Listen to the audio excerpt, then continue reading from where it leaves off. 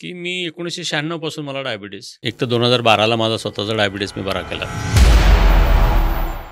आणि त्याचे खूप चांगले रिझल्ट, म्हणजे 80% औषधं कमी होतात.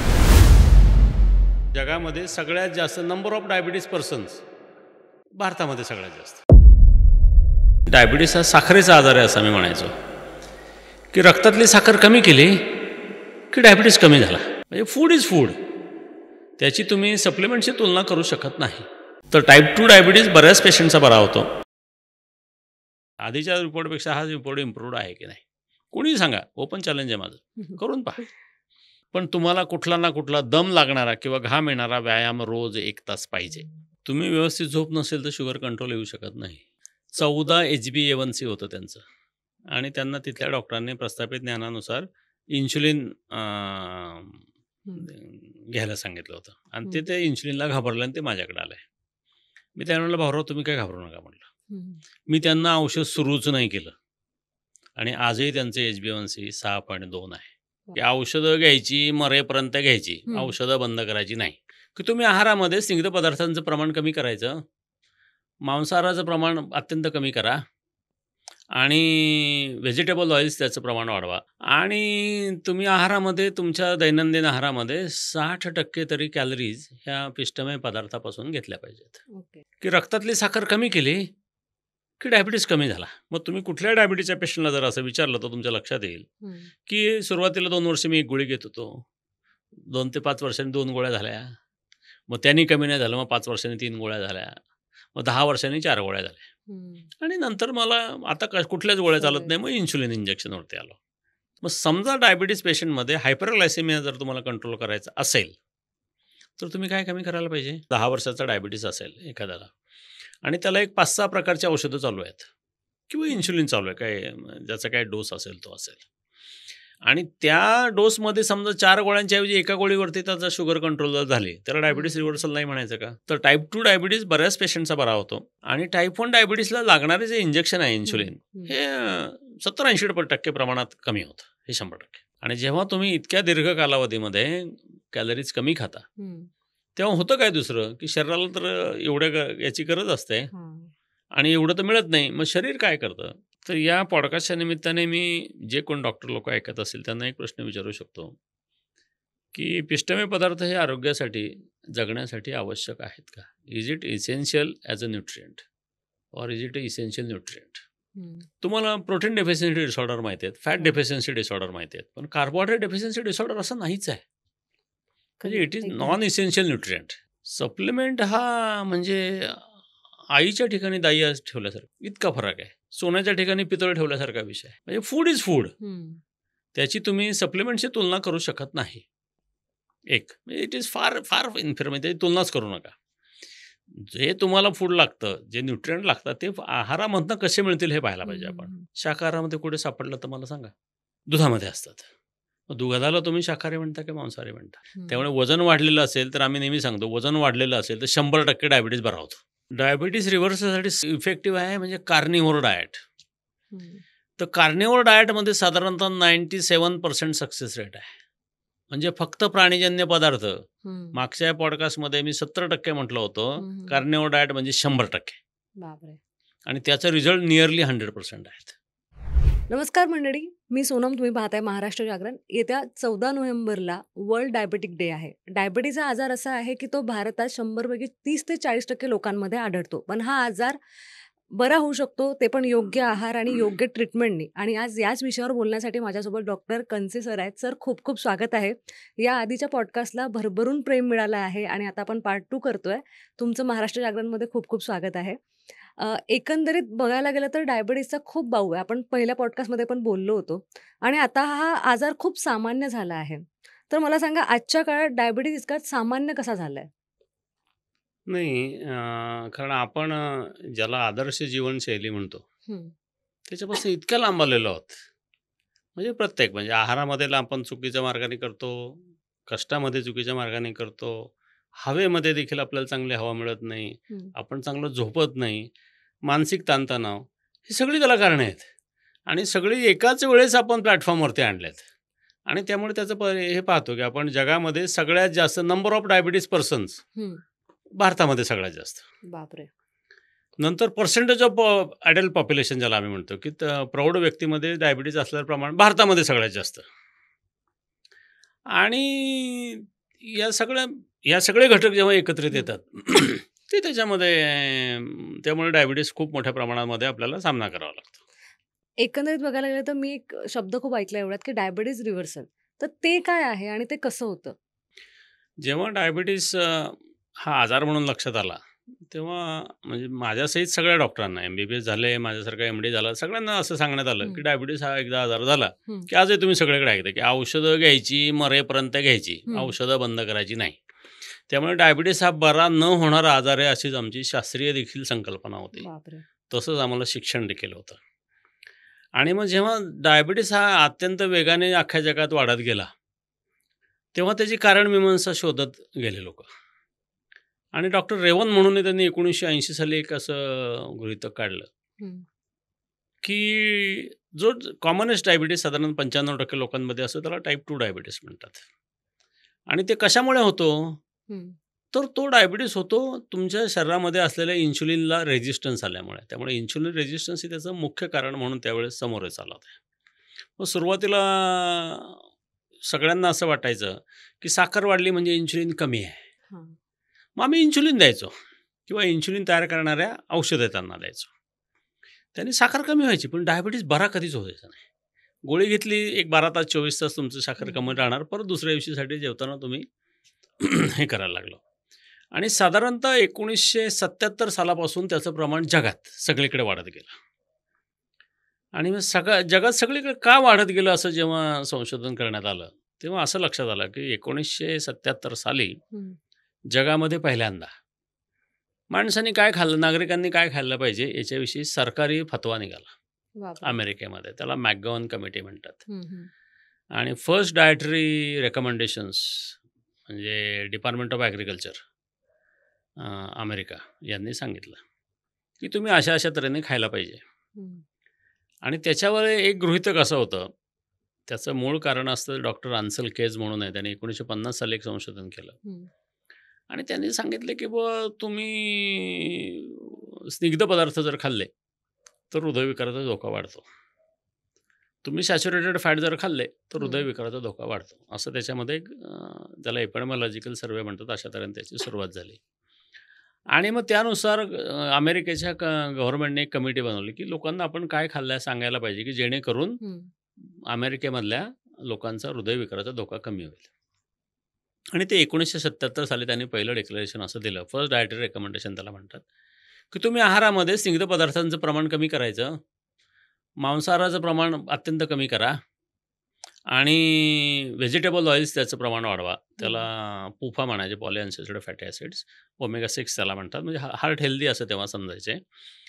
आणि तुम्ही आहारामध्ये तुमच्या दैनंदिन आहारामध्ये 60% तरी कॅलरीज ह्या पिष्टमय पदार्थापासून घेतल्या पाहिजेत. असं त्याच्यामध्ये आलं. आणि मग अख्ख्या जगाचा ग्राफ आहे हा, की जेव्हापासून त्या डायटरी रेकमेंडेशन्स प्रॅक्टिसमध्ये आल्या तेव्हापासून अख्ख्या जगामध्ये डायबिटीस वाढायला लागला. अख्ख्या जगामध्ये 1970 तर किंवा 80 सालापासून जे जे कमी आहेत, कारण अमेरिकन सांगितलं अख्ख्या जगाने फॉलो केलं, इव्हन इंडियाने पण तेच फॉलो केलं. मग ते योग्य आहे की नाही, आपल्याला योग्य आहे की नाही, इतक्या प्रमाणामध्ये योग्य आहे की नाही, असा कुठलाच विचार झाला नाही. सगळ्यांनी कॉपी पेस्ट प्रमाणामध्ये सगळ्या देशांच्या ऑर्गनायझेशनने ते हे केलं, फॉलो केलं. हां. आणि मग तेव्हा इन्शुलिन मोजण्याची पद्धतीच उपलब्ध नव्हती. हे अझम्पशन होते, त्या आधारावरती आम्ही उपचार करायचो. आणि डायबिटीस हा साखरेचा आजार आहे असं आम्ही म्हणायचो, की रक्तातली साखर कमी केली की डायबिटीस कमी झाला. मग कमी करण्यासाठी आम्ही हे करायला लागलो, औषधं शोधायला लागलो.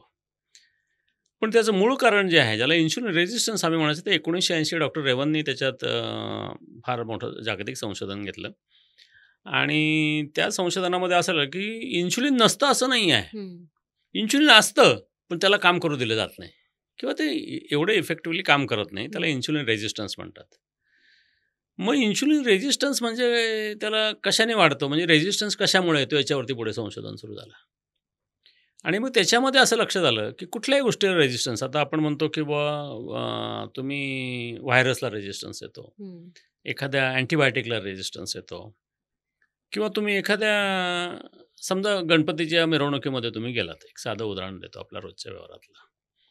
तर गणपतीच्या याच्यामध्ये गेल्या तुम्हाला त्याचा आवाजाचा खूप मोठा त्रास होतो आणि अत्यंत अनकम्फर्टेबल, तुम्ही अनवेबल असं होतं. 5 मिनिटांनी सवय होऊन तुम्ही जाते. थोडीशी सवय होते. हम्म. ती सवय म्हणजेच रेजिस्टन्स. म्हणजे ज्या गोष्टीमुळे इन्शुलिन वाढतं हम्म. आणि ते सातत्याने जर राहिलं तर इन्शुलिन रेजिस्टन्स वाढतो. म्हणजे इन्शुलिन तर वाढतं, पण त्याला काम पण करू दिलं जात नाही. आणि आम्ही जेव्हा औषधं द्यायचो तेव्हा काय करायचो आम्ही, म्हणजे जेव्हा मी 86ला मी MD पास आउट झालो तेव्हा आम्ही काय करायचो, मी पण करायचो तेच, की आम्ही इन्शुलिन तयार होणारी औषधं द्यायचो, की ज्याने इन्शुलिन शरीरातलं स्वादपिंडामध्ये जे तयार होतं हम्म. ते जास्त प्रमाणात तयार होण्यासाठी आम्ही औषध द्यायचो. त्याला सल्फोनिलुरियाज म्हणतात. आता होतं काय, की आम्ही देताना साखर कमी होते, पण जे मूळ कारण आहे डायबिटीजचं ते इन्शुलिन रेजिस्टन्स, त्याचं काय होतं हा महत्त्वाचा प्रश्न आहे. म्हणजे शुगर वाढली हे लक्षण आहे, हम्म. मूळ कारण आहे इन्शुलिन रेजिस्टन्स. ते इन्शुलिन रेजिस्टन्सचं काय होतं, तर असं लक्षात आलं नंतर की इन्शुलिनची लेवल वाढल्यामुळे इन्शुलिन रेजिस्टन्स देखील वाढतो. बापरे. हे लक्षात आलं. म्हणजे आम्ही एका वेळेला साखर कमी करतो आणि इन्शुलिन रेजिस्टन्स वाढवत राहतो. मग तुम्ही कुठल्या डायबिटीच्या पेशंटला जर असं विचारलं तर तुमच्या लक्षात येईल हम्म. की सुरुवातीला 2 वर्ष मी एक गोळी घेत होतो, 2 ते 5 वर्षांनी 2 गोळ्या झाल्या, मग त्यांनी कमी नाही झालं, मग 5 वर्षांनी 3 गोळ्या झाल्या, मग 10 वर्षांनी 4 गोळ्या झाल्या हम्म. आणि नंतर मला आता कुठल्याच गोळ्या चालत सवय. नाही, मग इन्शुलिन इंजेक्शनवरती आलो. मग काहीतरी चुकतं हे डॉक्टरांच्या, शास्त्रज्ञांच्या जे काही सगळीकडे काम करत होते त्यांच्या ते लक्षात आलं, काहीतरी चुकतंय. मग हे कशा तऱ्हेने करता येईल. आणि मग नंतर असं लक्षात आलं की डॉक्टर बेंजामिन बिकमन म्हणून आहेत.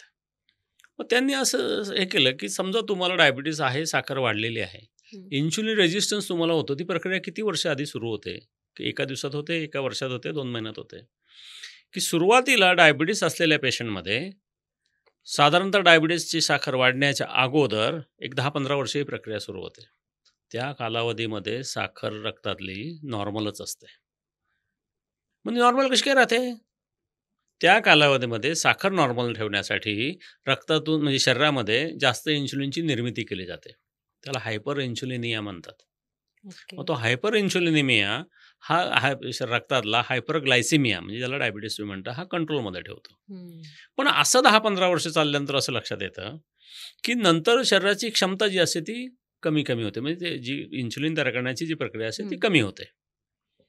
कमी होते तर किती कमी होते, नॉर्मल माणसापेक्षा कमी होते की नॉर्मल माणसापेक्षा जास्त राहते. म्हणजे टाईप 2 डायबिटीसमध्ये इन्शुलिन तक्रार काय म्हणजे शुगरसाठी तयार होणारं इन्शुलिनचं जे प्रमाणात होतं हम्म. ते पीक लेवलपेक्षा खाली येतं आणि मग साखर वाढते. हे बरोबर आहे. ओके. तरी ते नॉर्मल माणसापेक्षा जास्त असतं. बापरे.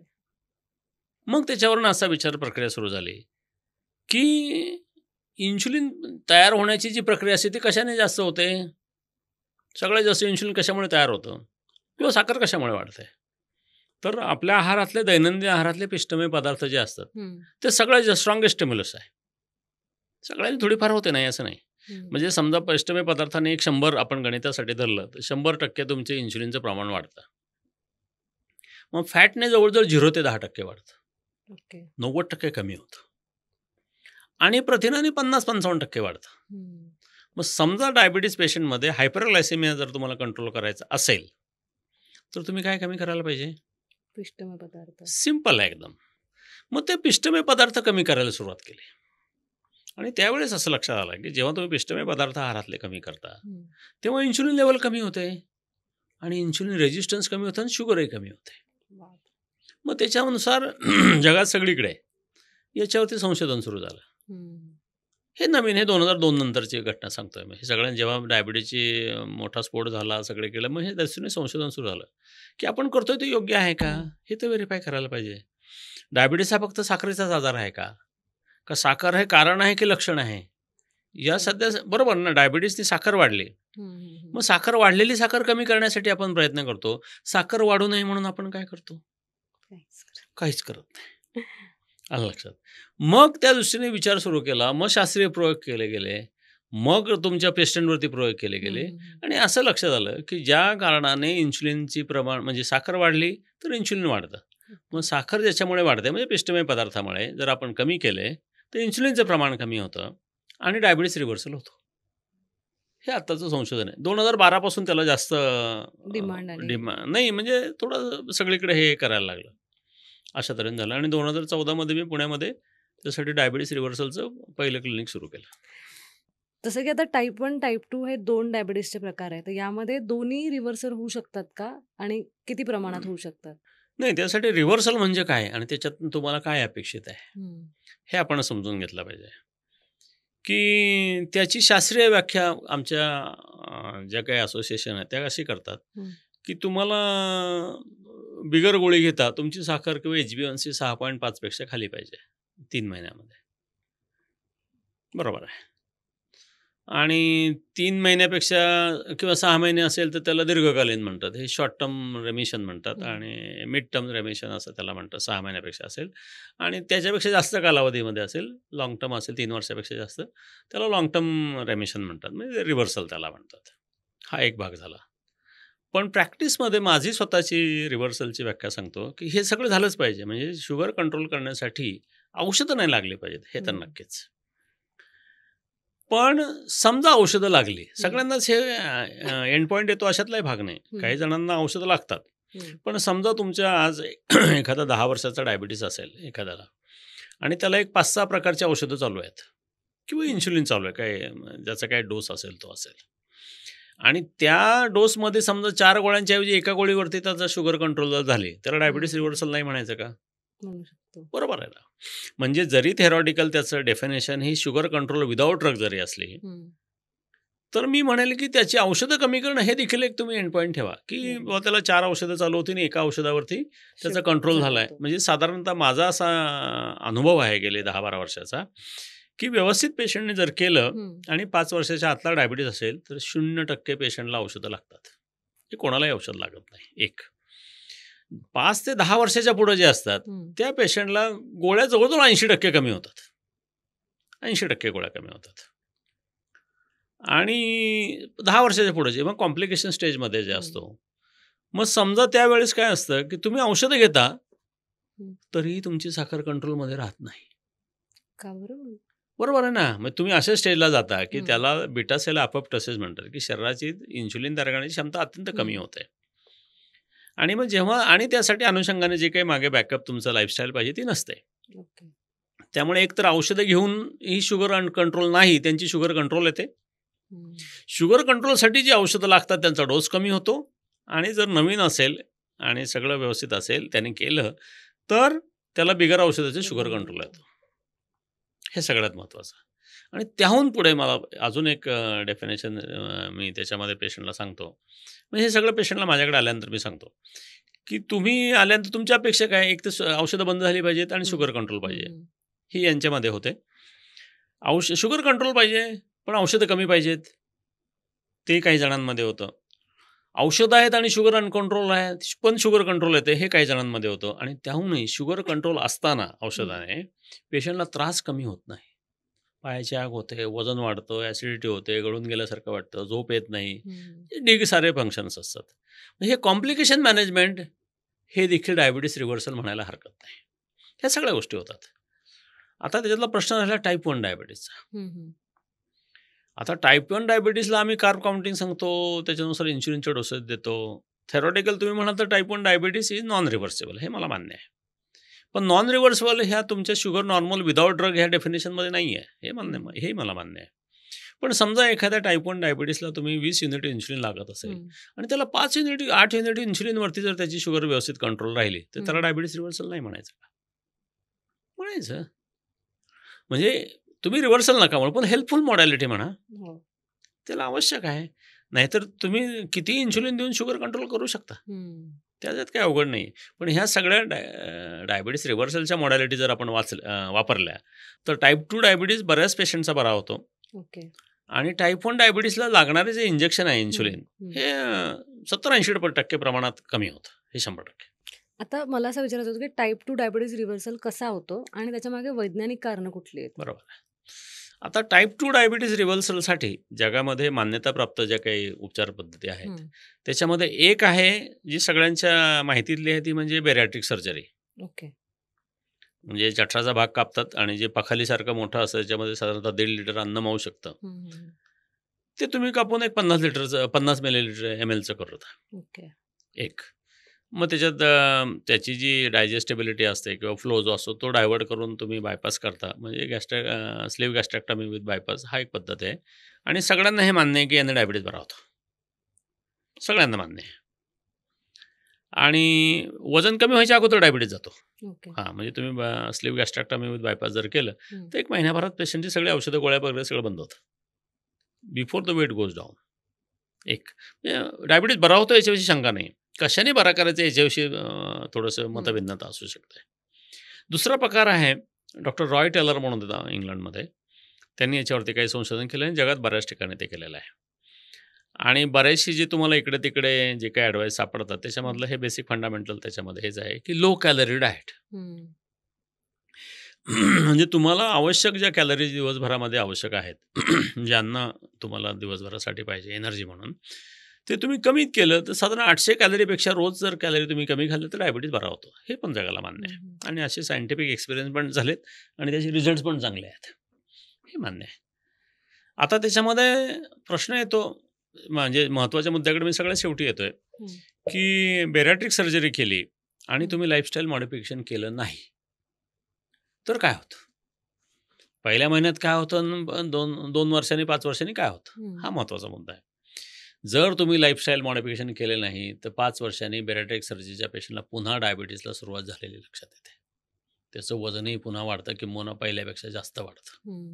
कोणालाही विचारा ज्यांची 5 वर्ष 7 वर्ष झाले असे फार थोडे पेशंट तुम्हाला सापडतील की ऑपरेशन केल्यानंतर 5 वर्षानंतर ते नॉर्मल वेट आहेत. आणि बेरॅट्रिक सर्जरीचे फायदे तोटे आपण नंतर हा काही आपल्या आजच्या चर्चेचा विषय नाही आहे. पण याला शॉर्ट लिव्ड आहे म्हणजे लाईफस्टाईल मॉडिफिकेशन्स हे महत्त्वाचं आहे. ओके. आणि दुसरा विषय राहिला की लो कॅलरी फूड ज्याला म्हणतात की हं. कमीत कमी खाणे. मग त्याच्यामध्ये लो कॅलरी फूडमध्ये काहीतरी मील रिप्लेसमेंट थेरपी देतात हं. की जेवणाच्या ऐवजी ही पावडर प्या, जेवणाच्या ऐवजी ही स्मूदी घ्या. मग त्याच्यातले तुमचे अमुक अमुक पदार्थ खाऊ नका, तेलकट पदार्थ खाऊ नका कारण हं. त्याच्यात कॅलरी जास्त असतात. मग कमीत कमी हे खा. मग त्याने काय होतं? साखर कमी होते. पुढे काय होतं? 2 महिन्यांनी विशेषतः 3 महिन्यांनी काय होतं? की काय होतं की जेव्हा तुम्ही कन्सिस्टंटली कमी कॅलरीचा आहार घेता, हं. तुमची पोषण मूल्य जेव्हा कमी होतात, तेव्हा सुरुवातीला शरीर रिस्पॉन्ड घेतं, साखर कमी होते, हे मान्य आहे. पण 1.5 महिन्यांनी, 2 महिन्यांनी, विशेषतः 3 महिन्यांनी हं. भूक ही ओव्हरपॉवर करते. बापरे! आणि कोणीही माणूस जो जिवंत आहे, तो भुकेच्या विरुद्ध लढाई जिंकू शकत नाही. हं. मग तिथे सारखं तुम्हाला दिवसभर डोक्यामध्ये खाण्याचेच विषय राहतात. So the hunger takes over. Okay. आणि जेव्हा तुम्ही इतक्या दीर्घ कालावधीमध्ये कॅलरीज कमी खाता, हं. तेव्हा होतं काय दुसरं, की शरीराला तर याची गरज असते हां. आणि एवढं तर मिळत नाही. मग शरीर काय करतं? शरीराचं एक बेसिक इनहेरंट मेकॅनिझम आहे, की सर्व्हायव्हल, की जिवंत राहण्यासाठी आवश्यक असतील तेवढ्या गोष्टी चालू ठेवायच्या हं. आणि जिवंत राहण्यासाठी आवश्यक नाहीत त्या गोष्टी हळूहळू ते क्लोज डाऊन करतं. त्याच्यामध्ये 1 नंबरला येतात केस. मग एवढं लो कॅलरी फूड तुम्ही जर घेतलं, हं. तर 1.5-2 महिन्यामध्ये तुमचे केस गळायला सुरुवात होतात. ओके. दुसरं, हं. तुमची रिप्रोडक्टिव्ह कॅपॅसिटी ही कमी होत जाते. हंगर वाढते. त्यामुळे इट इज नॉन सस्टेनेबल, हं. अनहेल्दी. मग तिसरा जो प्रकार आहे, ज्याची मी गेली 10-12 वर्ष प्रॅक्टिस करतो आणि त्याच्यात चांगलं यश आहे आणि सायंटिफिकली प्रूव्हन आहे, की आहारातले पिष्टमय पदार्थ आपण जर कमी केले, हं, हं, हं. तर त्याच्यातून मिळणारी ऊर्जा कमी होते. म्हणजे पिष्टमय पदार्थापासून मिळणारी ऊर्जा कमी करायची, हा त्याचा सरळ अर्थ आहे. आणि ही जेव्हा कमी होते, तेव्हा साखर कमी होते, इन्शुलिन कमी होतोय. सो हं. Insulin resistance is also treated simultaneously. आता त्याच्यामध्ये सगळ्यात महत्त्वाचा भाग येतो, की भारतीय समाज किंवा कुठेही आम्हाला सांगितलं जातं, आमची अशी संकल्पना आहे, हं. आमची अशी धारणा आहे, की पिष्टमय पदार्थ हे आवश्यक आहेत. बरोबर ना? हो. तर या पॉडकास्टच्या निमित्ताने मी जे कोण डॉक्टर लोक ऐकत असेल त्यांना एक प्रश्न विचारू शकतो, की पिष्टमय पदार्थ हे आरोग्यासाठी, जगण्यासाठी आवश्यक आहेत का? Is it essential as a nutrient or is it a essential nutrient? हं. त्याचं उत्तर दुसऱ्या मार्गाने तुम्ही देऊ शकता, की तुम्हाला कार्बोहायड्रेट डेफिशियन्सी डिसऑर्डर माहीत आहे का? म्हणजे काय पिष्टमय पदार्थ नाही खाल्ले तर हं, तुम्हाला हं. कुठला आजार होतो का? बरोबर ना. असा आजार म्हणजे मला तर नाहीच माहिती, वैद्यकशास्त्राला माहीत नाही आहे. There is nothing like carbohydrate deficiency disorder first. म्हणजे तुम्हाला पिष्टमय पदार्थ सोडले, तुम्हाला प्रोटीन डेफिशियन्सी डिसऑर्डर माहिती आहेत, फॅट डेफिशियन्सी डिसऑर्डर माहिती आहेत, पण कार्बोहायड्रेट डेफिशियन्सी डिसऑर्डर असं नाहीच आहे. म्हणजे it is non essential nutrient एक सगळ्यात महत्त्वाचं. म्हणजे नॉन इसेन्शियल आहे ते आम्ही 60% का खायला सांगतो, आणि 60% सांगितल्यानंतर आम्ही भारतीय लोक 80 ते 90% खातो. हे एक महत्त्वाचं कारण आहे की त्याच्यामुळे भारतामध्ये खूप जास्त प्रमाणात डायबिटीस आहे. हा जो लो कार्बोहायड्रेट अप्रोच आहे, हा सगळ्यात जगात सगळ्यात जास्त संशोधन, सगळ्यात जास्त ट्रायल, सगळ्यात जास्त पब्लिकेशन ही ह्या लो कार्बोहायड्रेट डाएटवरती झालेली आहेत. सगळ्यात जास्त म्हणजे most studied diet in the history of science is keto diet. असंख्य हजारो त्याच्यावरती रिसर्च आर्टिकल्स आहेत. आणि आता पिष्टमय पदार्थ कमी करायचे म्हणजे किती कमी करायचे, बरोबर, हा महत्त्वाचा प्रश्न आहे. नुसते कमी करून नाही चालणार, किती कमी करायचे हे पण सांगितलं पाहिजे. तर हे इंडिव्हिज्युअल व्हेरिएशन असतं. त्याला ग्लुकोज टॉलरन्स म्हणतात. जी तुम्ही ग्लुकोज टॉलरेट करू शकता ती तुम्ही खा, तेवढी खाल्ली तर चालेल, नाही खाल्ली तर अजून चांगलं, पण खायची असेल तर त्याच्या आतमध्येच खा. आणि साधारणतः सायन्स आणि स्टॅटिस्टिक असं सांगतं की जेव्हा एखाद्या व्यक्तीला डायबिटीस होतो तेव्हा त्याचा ग्लुकोज टॉलरन्स म्हणजे ते तुम्ही पाहत असेल गरोदर स्त्रियांचं विशेषतः आम्ही करतो की त्यांना एक 75 ग्रॅम ग्लुकोज देतो 200 ml पाण्यामध्ये, आणि त्यांच्या डिप्सी टेस्ट करतो, आणि त्यांनी साखर कोणाची वाढते कोणाची नाही वाढते असं त्याच्यामध्ये टेस्टचं साधारणतः स्वरूप असतं. त्याला OGTT म्हणतात, म्हणजे ओरल ग्लुकोज टॉलरन्स टेस्ट. आणि ती करतो तेव्हा जेव्हा डायबिटीसमध्ये जे असते एकतर आधीच साखर वाढलेली असते, त्यामुळे सगळ्या डायबिटीसचा साधारणतः ग्लुकोज टॉलरन्स हा 80 ग्रॅम पर डे असा असतो, लेस दॅन. जितका डायबिटीस तुमचा जास्त दिवसाचा तितका टॉलरन्स तुमचा कमी कमी होत जातो. त्याच्यापेक्षा साखर तुम्ही किंवा पिष्टमय पदार्थ शरीर सहनच करू शकत नाही असं आहे. मग त्या तुमच्या ग्लुकोज टॉलरन्सच्या लिमिटच्या आतमध्ये तुम्ही खायचं असतं. खरं तर शून्य खाल्लं तरी चालतं, काहीच बिघडत नाही. ही एक भीती आमच्या मनामध्ये आहे की कार्बोहायड्रेट्स आर इसेन्शियल आणि मग ते एवढं खाल्लंच पाहिजे, नाही खाल्लं तर असं होतं, ते एनर्जीचा सोर्स आहे. त्याला शास्त्रीय आधार काहीच नाही आहे. मग त्याच्यामध्ये जे आधारित त्या बाजूने जे काही आर्ग्युमेंट केलेले जातात हे प्रोपगंडा स्वरूपाचे असतात, बायस स्वरूपाचे असतात, किंवा अनसायंटिफिक असतात, स्टॅटिस्टिकली अनप्रूव्हन हे असतात. त्याच्यामध्ये सगळ्यामध्ये म्हणजे पहिलं बॅरेटिक सर्जरी, दुसरं लो कॅलरी फूड, आणि थर्ड लो कार्बोहायड्रेट डाएट. या 3 मार्ग असे आहेत. All are effective.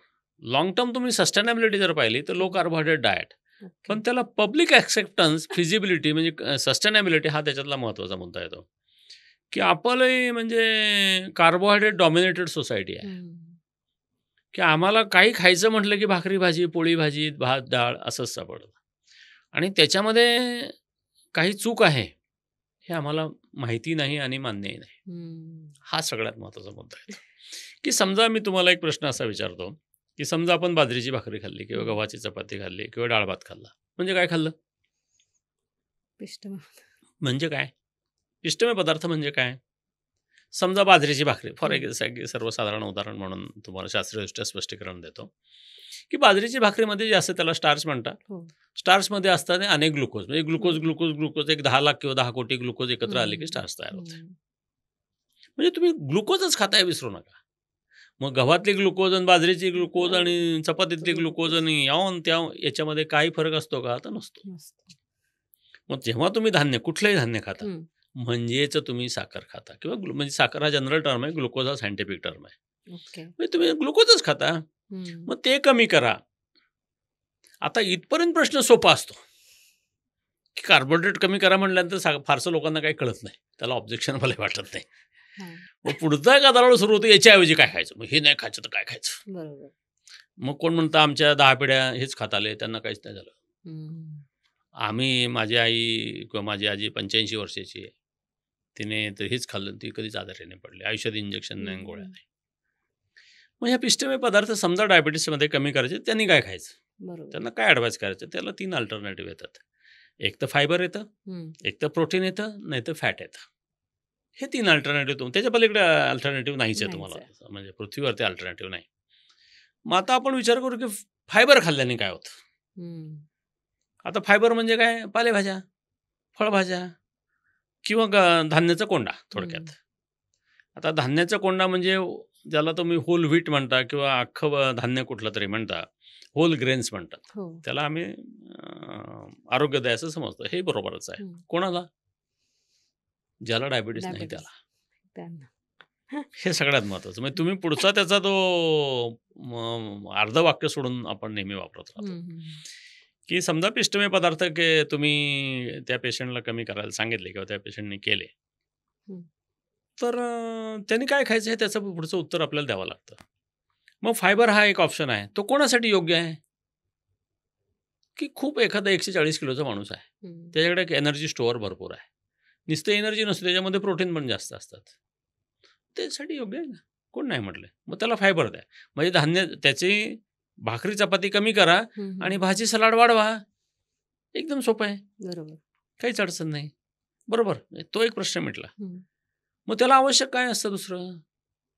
समजा त्याने नुसतं फायबर घेतलं, 6 महिन्यांनी काय होणार आहे, वर्षांनी काय होणार आहे, आणि 2 वर्षांनी काय होणार आहे, हे तुम्ही पाहिलं पाहिजे. कारण त्याच्या तऱ्हेने तुम्ही त्याला सवय लावायची असते, शरीराला सवय लावायची असते.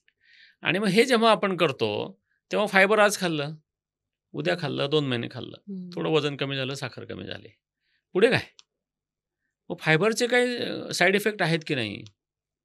की त्याच्यामध्ये जे काही तुमचे मायक्रोन्यूट्रिएंट्स असतात, म्हणजे समजा तुम्ही आयर्न त्याच्याबरोबर असेल, मॅग्नेशियम तुमच्या त्याच्याबरोबर असेल, कॅल्शियम त्याच्याबरोबर असेल, व्हिटॅमिन्स असतील, तर सगळे फायबर बरोबर धान्यामध्ये विशेषतः फायटेट्स असतात आणि ते ह्या सगळ्या मायक्रोन्यूट्रिएंट्सचं ॲब्सॉर्प्शन बंद करतात, कमी करतात. म्हणजे फायबर हा बल्किंग एजंट आहे, सगळ्यात महत्त्वाचं. त्यामुळे पोट फुगल्यासारखं वाटतं हे त्याच्यामध्ये. आणि म्हणजे फायटेट्स किंवा फायबर याला अँटीन्यूट्रिएंट म्हणूनच वैद्यकीय शास्त्रामध्ये मान्यता आहे. अँटीन्यूट्रिएंट म्हणजे ते त्याचं कशाचे ॲब्सॉर्प्शन करू देत नाही किंवा कमी प्रमाणात करतं. मग याला लिमिटेशन्स आहेत फायबरला. म्हणजे थोडंसं फायबर लागतं, एक 20-25 ग्रॅम दिवसाला फायबर दिलेलं चांगलं, हे पण मला मान्य आहे. पण त्याच्यात कॅलरी बॅलन्स तुम्ही ठेवण्यासाठी कार्बोहायड्रेट रिप्लेसमेंट तुम्हाला इक्विव्हॅलंट कॅलरी द्यायला लागतात. ते फायबरच्या कॅलरी 0 आहे, बरोबर ना. मग तुम्ही देतात प्रोटीन आणि फॅट, हे 2च न्यूट्रिएंट राहिले तुमच्याकडे. आता समजा फॅट द्यायचं असेल तर कुठलं फॅट द्यायचं, ॲनिमल सोर्स का प्लांट सोर्स, हे महत्त्वाचं असतं. मग तुमच्या शरीराला गरज कशाची असते हे आपण त्याचा उलटा विचार केला पाहिजे. मग तुमच्या शरीराला जी गरज आहे आरोग्य टिकवण्यासाठी, ती तुमच्या प्लांट सोर्स फॅटमधून पूर्ण होऊ शकते का? समजा आपण नुसते शेंगदाणे खाल्ले, त्याच्यामध्ये काय असतं आणि तुम्हाला काय आवश्यक आहे? किंवा आम्ही तिळाचं तेल वापरलं होतं, त्याच्यामध्ये तुम्हाला काय आवश्यक आहे आणि काय मिळतं? खोबऱ्याचं तेल आहे, तुम्हाला काय आवश्यक आहे आणि काय मिळतं? त्याच्यामध्ये काय असतं हे आपण माहिती घ्यायला पाहिजे. एकतर एक खोबऱ्याचं तेल सोडतात, बाकी सगळीकडे पॉली अनसॅच्युरेटेड फॅटी ॲसिड्स असतात.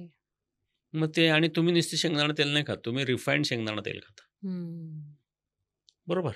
तुमच्या कॅलरीची रिक्वायरमेंट भरते, पण त्याच्याबरोबर जे रिफाईंड तेलाचे जे काही दोष असतात ते सगळे तुम्हाला घ्यावे लागतात. आणि मग त्याचे दोष काय असतात की पॉली अनसॅच्युरेटेड फॅटी ॲसिड जेव्हा तुम्ही घेता, तेव्हा ज्यांना थोडीशी केमिस्ट्रीची माहिती असेल त्यांना माहिती की पॉली अनसॅच्युरेटेड म्हणजे त्याच्यामध्ये मल्टिपल डबल बॉन्ड्स असतात, आणि मग त्याला it is easy to be oxidised. आणि ऑक्सिडाइज झालं की ते इन्फ्लेमेशन तयार करतं. So it is a good source of inflammatory calorie source in the body, हे सगळं. आणि जेव्हा तुम्ही रिफाईंड ऑइल खाता तेव्हा शरीरात गेल्यानंतर ते बाहेर यायला किती दिवस लागतात? सगळं संशोधन असं सांगतं की once it is incorporated in to the body cell, it takes at least 1.5 years to come out. It takes 18 months for the body to eliminate. हे रिफाईंड ऑइल हे इतकी वाईट आहेत, हे सगळ्यात महत्त्वाचं. त्यामुळे तुम्ही फॅट कुठले घ्यायचे, ऑइल्स कुठले घ्यायचे, हा महत्त्वाचा प्रश्न आहे. म्हणजे कार्बोहायड्रेटचं आपलं रिप्लेसमेंट शोधतोय आपण. मग फायबर नाही, म्हणजे फायबर थोड्या प्रमाणात पाहिजेत. मग प्लांट सोर्स फॅट्स जे असतात त्याच्यामध्ये सगळ्यात महत्त्वाचा मुद्दा असतो, 2 गोष्टी आपल्याला लागतात. म्हणजे ब्रेन फंक्शनसाठी विशेषतः लहान मुलांसाठी जास्त महत्त्वाचं, ज्या म्हणजे गरोदर स्त्री आहे त्यांच्यासाठी तितकंच महत्त्वाचं, की आपल्याला ब्रेन फंक्शन हे कशावरती अवलंबून असतं, त्याची फंक्शनल इंटिग्रिटी आणि स्ट्रक्चरल इंटिग्रिटी ही कशावरती अवलंबून असते. तर त्यासाठी 2 फॅटी ॲसिड असतात, त्याला ओमेगा 3 म्हणतात. आणि मग ती ओमेगा 3 EPA आणि DHA म्हणजे 20 आणि 22 कार्बन चेनचे हे फॅटी ॲसिड्स असतात. मग ते शाकाहारामध्ये असतात का? हे तर तुम्हाला आवश्यक आहेत. मग ते तुमचं आवश्यक आहेत ते तुम्हाला मिळतात का याच्यातनं? त्याचं उत्तर सप्लिमेंट्स हां? खाल्ले जातात त्याच्यासाठी. सप्लिमेंट्स खाल्ले जातात मग त्याच्यासाठी. सप्लिमेंट ज्यांना परवडतील त्यांनी घ्यावेत. सप्लिमेंट हा म्हणजे आईच्या ठिकाणी दाई आज ठेवल्यासारखा आहे. इतका फरक आहे. सोन्याच्या ठिकाणी पितळ ठेवल्यासारखा विषय आहे. म्हणजे फूड इज फूड. त्याची तुम्ही सप्लिमेंटची तुलना करू शकत नाही. एक म्हणजे इट इज फार फार इन्फिअर, म्हणजे त्याची तुलनाच करू नका. जे तुम्हाला फूड लागतं, जे न्यूट्रिएंट लागतात ते आहारामधनं कसे मिळतील हे पाहायला पाहिजे आपण. मग DHA आणि EPA जे कोणी वाचक किंवा तुमचे प्रेक्षक आहेत त्यांना विचारतो, शाकाहारामध्ये कुठे सापडलं तर मला सांगा अख्ख्या पृथ्वीवरती. शाकाहारामध्ये मूलद्रव्य नसतातच, म्हणजे ही जी फॅटी ॲसिड असतात ते नसतातच. दुधामध्ये असतात. मग दुधाला तुम्ही शाकाहारी म्हणता की मांसाहारी म्हणता? आणि काहीतरी असे आहाराचे प्रकार आहेत की व्हेगन म्हणतात, म्हणजे प्राणीजन्य पदार्थ कुठलाच नाही. प्राणीजन्य पदार्थ नाही पण कारखानाजन्य पदार्थ घ्यायचा, म्हणजे त्याला तुम्ही सप्लिमेंट म्हणता. बरोबर की नाही? म्हणजे ही आपण म्हणजे फार मोठ्या एका चक्रव्यूहात आपण त्याच्यामध्ये अडकत चाललेलो आहोत की तुम्हाला EPA आणि DHA पाहिजे. बरोबर. मग हे तुमच्या बदामाच्या ते दुधामध्ये असतं का? शेंगदाण्याच्या दुधामध्ये जे काही किंवा सोया दुधामध्ये असतं का? कुठल्या शाकाहारी दुधामध्ये ते असतं? नसतंच. मग हे तुम्हाला घ्यायलाच पाहिजे.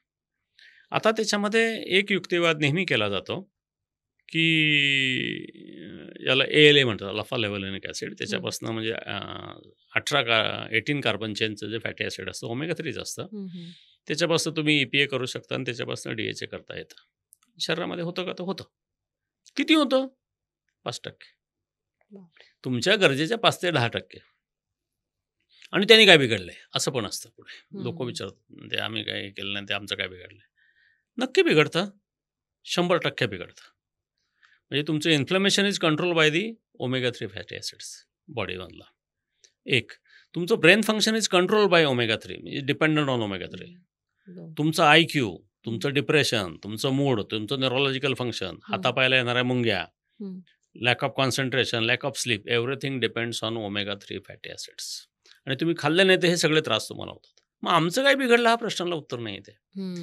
म्हणजे तो तुमच्या जिवंत असण्याशी त्याचा संबंध नसेल हे मला मान्य आहे. पण फंक्शनल इंटिग्रिटी जे असतात, न्यूरोलॉजिकल सिस्टम जे असते, नर्वस सिस्टम जे असते, त्याच्याशी संबंधित आहे या गोष्टी. मग तिथे तुम्हाला प्राणीजन्य पदार्थांचा वापर करावा लागतो. कमीत कमी दुधामध्ये DHA नसतं. बरोबर. स्ट्रक्चरल इंटिग्रिटी आणि फंक्शनल इंटिग्रिटी यासाठी हे ॲनिमल सोर्स फूड आवश्यकच आहे. एक आता त्याच्यानंतर पुढचा प्रश्न येतो की फॅटी ॲसिड्स हा एक भाग झाला. मग तुम्हाला प्रोटीन मिळतात की नाही, लागतात की नाही? तुम्ही कार्बोहायड्रेट काढले, मग तुम्ही दुसरं प्रोटीनचा सोर्स काय घेणार आहात? मग ते म्हणतात कोणीतरी किंवा सोयाबीन आहे. बरोबर ना? किंवा वाटाणा आहे किंवा हरभरे आहेत किंवा कडधान्य आहेत किंवा मूग आहे. मान्य आहे. पण समजा आपण कुठलंही कडधान्य, एक साधारणतः जनरलायझेशन घेऊ एका वेगवेगळ्या देशाकडे जाण्यापेक्षा, की आपण कडधान्य खायचं ठरवलं as a replacement for carbohydrate reduction. असं म्हणजे आपण बाजरीची भाकरी खाण्याऐवजी आपण मुगाची उसळ घ्यायची असं ठरवलं फॉर एक्झाम्पल. तर ह्या मुगाच्या उसळमध्ये काय काय असतं? प्रोटीन असतात. बरोबर आहे. किती असतात? 20%, 22%. राजमासारखा घेतला तर 25%. मग अंड्यामध्ये किती असतात? मला वाटतं मागच्या याच्यामध्ये मी बोललेलं मागच्या पॉडकास्टमध्ये पण, की त्याच्यातही 20-25% असतात ना. पण अंड्यामध्ये 1 ग्रॅम कार्बोहायड्रेट नसतं किंवा 1 ग्रॅमपेक्षा कमी असतं 100 ग्रॅममध्ये. आणि कडधान्यामध्ये कुठल्याही साधारणतः 60% असतं. मग तो जो लोड असतो कार्बोहायड्रेट लोड, हा ऑब्लिगेटरी जातो त्या प्रोटीन बरोबर. नॉन डायबेटिक पर्सन मॅनेजमेंटसाठी तरी ठीक आहे, पण जेव्हा तुम्ही डायबिटीस रिव्हर्सल सांगता तिथे त्याला स्कोप राहत नाही. हे सगळ्यात महत्वाचं. मग आता तेही सोर्स तुमचे बंद झाले, मग राहता काय राहिलं तुमच्याकडं? बदाम, अक्रोड, खोबरं, शेंगदाणे खावा की. कोण नाही म्हटलंय. पण त्याच्यावर येणारे ओमेगा 6 फॅटी ॲसिड्स असतात. It comes with different. सगळ्यामध्येच ओमेगा 6 ओमेगा 3 कॉम्बिनेशन असतं. शाकाहारामध्ये ओमेगा 3 अत्यंत कमी असतात. हे बरोबर आहे. मग हे तुम्ही खा. हे तुम्ही अन्न म्हणून आयुष्यभर खाऊ शकाल का? बरोबर. तुम्हाला लाँग टर्म त्याचं रिव्हर्सल पाहिजे असेल तर लो फॅट, लो कार्बोहायड्रेट आणि हाय फॅट डाएट पाहिजे. याला LCHF म्हणतात. आणि जगामध्ये याच्यावरती सगळीकडे संशोधन चालू आहे. The fat preferably should be from the animal source. Okay. हे सगळ्यात महत्त्वाचं. मग आम्ही ॲनिमल सोर्स म्हटलं की आमच्यात सगळ्या अस्मिता जाग्या होतात. मग आम्ही सोशल मीडियावरती परत शिवीगाळपर्यंत त्याच्यावरती जातो. हे त्याच्यातलं हे मला हा अज्ञानाचा भाग आहे. की तुम्हाला जे आवश्यक असेल ते प्रोटीन तुम्हाला पाहिजे. समजा एखाद्या पुरुषाचं किंवा महिलेचं एक 60 किलो किंवा 70 किलो वजन आपण गणितासाठी धरूया. मग 70 किलो त्याचं वजन जर असेल तर त्याला साधारणतः 1800 ते 2000 calorie depending on his activity पाहिजेत. मग त्याच्यातलं कार्बोहायड्रेटमधले तुम्ही समजा एक 80 ग्रॅम तोला कार्बोहायड्रेट टॉलरन्स आहे. 320 कॅलरी त्याला गेल्या. राहिलेलं 1700 कॅलरी किंवा 1500 कॅलरी कुठून येणार? ते गणित तुम्ही सांगितलं पाहिजे. मग त्याला प्रोटीन आणि फॅट या कॉम्बिनेशनमध्ये मला सांगा कुठलंही उत्तर. मग तिथे प्राणीजन्य पदार्थ हे 1 नंबरला येतात. मग त्याच्यामध्ये DHA पण असतं, EPA पण असतं. बाकीच्या इन्ग्रेडियंट विषयी मी नंतर बोलतोच आहे. आलं लक्षात? हो. सर तुम्ही आता मागे मला बोललेले की इन्सुलिन रेझिस्टन्स कमी करण्यासाठी हे कमी करणं खूप महत्त्वाचं असतं. तर याच्यासाठी कुठले बदल करायला पाहिजे शरीरात? 1 नंबर म्हणजे तुम्ही लो कार्बोहायड्रेट डाएटवरती जाणं. त्याच्यानंतर तुम्ही दैनंदिन जीवनामध्ये व्यायाम आवश्यक आहे. त्याच्यानंतर तुम्ही झोप घेतली पाहिजे व्यवस्थित. आणि 1 तास तरी सूर्यप्रकाशामध्ये तुम्ही अंग उघडं ठेवून गेलं पाहिजे. म्हणजे निदान हाफ पॅन्ट आणि हाफ शर्ट किंवा स्लीवलेस आणि हाफ पॅन्ट एवढं हे आवश्यक आहे. आणि ताणतणावाचं नियोजन या सगळ्या गोष्टी इन्सुलिन म्हणजे रेझिस्टन्स वाढवतात. आणि जर सगळ्या गोष्टी असतील तर इन्सुलिन रेझिस्टन्स कमी होतं. ओके. आता खूपदा असं ऐकलंय किंवा कमेंट्समध्ये बघितलं आहे की वजन कमी करणे आणि डायबिटीज रिव्हर्सल यांचा परस्परात संबंध आहे. तो कसा आणि किती आहे? नाही, जेव्हा तुमच्या शरीराची कॅलरी साठवण्याची क्षमता संपते त्याला पर्सनल फॅट थ्रेशोल्ड म्हणतात. तिथून पुढे डायबिटीज सर्व होतं. थोडं जरी वजन कमी केलं तर तुमची इन्सुलिन सेन्सिटिव्हिटी वाढते. त्यामुळे वजन वाढलेलं असेल तर आम्ही नेहमी सांगतो वजन वाढलेलं असेल तर 100% डायबिटीज बरा होतो. ओके. आणि डायबिटीज रिव्हर्स करणे म्हणजे फक्त औषधी बंद करणे? नाही, औषधं सगळ्यांचीच बंद होतात असंही नाही आहे. बहुसंख्य लोकांची होतात. त्याहून बहुसंख्य लोकांची कमी होतात असं आहे. आणि त्या औषधामुळे आजारामुळे होणारा त्रास कमी होतो. याला इन्सुलिन तुम्ही डायबिटीज रिव्हर्सल म्हणा. तर डायबिटीज रिव्हर्सल करणे ही तात्पुरती स्थिती असते की ही कायमस्वरूपी असते जर याच्यावर काम केलं तर? नाही, आपण त्याच्याकडे उपचार म्हणून पाहायचं नाही. सगळ्यात महत्त्वाचं आहे. ओके. माझं म्हणणं आहे म्हणजे त्याच्याहून पुढे जाऊन मी पुढं सांगतो की ज्याला डायबिटीज नाही त्याने देखील याचा अवलंब करणं गरजेचं आहे. डायबिटीज झाल्यानंतर येणारं यश हे थोडंसं जरा इनकम्प्लीट असतं. पण डायबिटीज होण्या अगोदर ज्याला प्रिव्हेंटिव्ह म्हणता तुम्ही असं करतं 100% यश येतं असं आहे. आणि मग हे बदल समजा डायबिटीज तुमचा बरा झाला, तुम्ही औषधं बंद झाली की परत तुम्ही त्याच चुकीच्या मार्गाने जाणार का? त्याच चुकीच्या मार्गाने गेलं तर त्याच चुकीच्या ठिकाणी पोहोचणार. त्यामुळे हे करायचं असतं आणि आयुष्यभर करायचं असतं. हे सगळ्यात महत्त्वाचं. डायबिटीज रिव्हर्सलमध्ये कोणता आहार सर्वाधिक प्रभावी आहे आणि त्याच्या मागचे सायंटिफिक कारण काय आहेत? डायबिटीज रिव्हर्सलसाठी सगळ्यात प्रभावी आहार हा किटो डाएट आहे.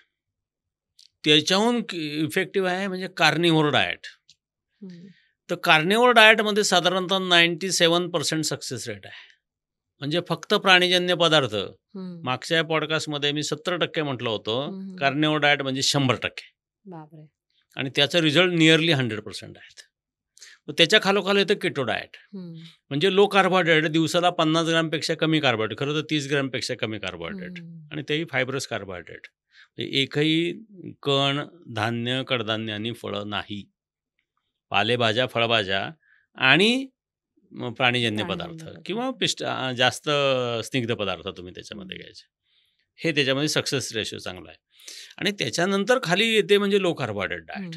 हे सगळ्यात महत्त्वाचं. 1 नंबरला येईल कार्निव्होर डाएट, 2 नंबरला येईल केटो डाएट आणि 3 नंबरला येईल लो कार्बोहायड्रेट डाएट. आता कार्बोहायड्रेटचा विषय निघाला असताना विचारते की कितपत ते कमी करणं गरजेचं आहे डायबिटीज रिव्हर्सल करायला?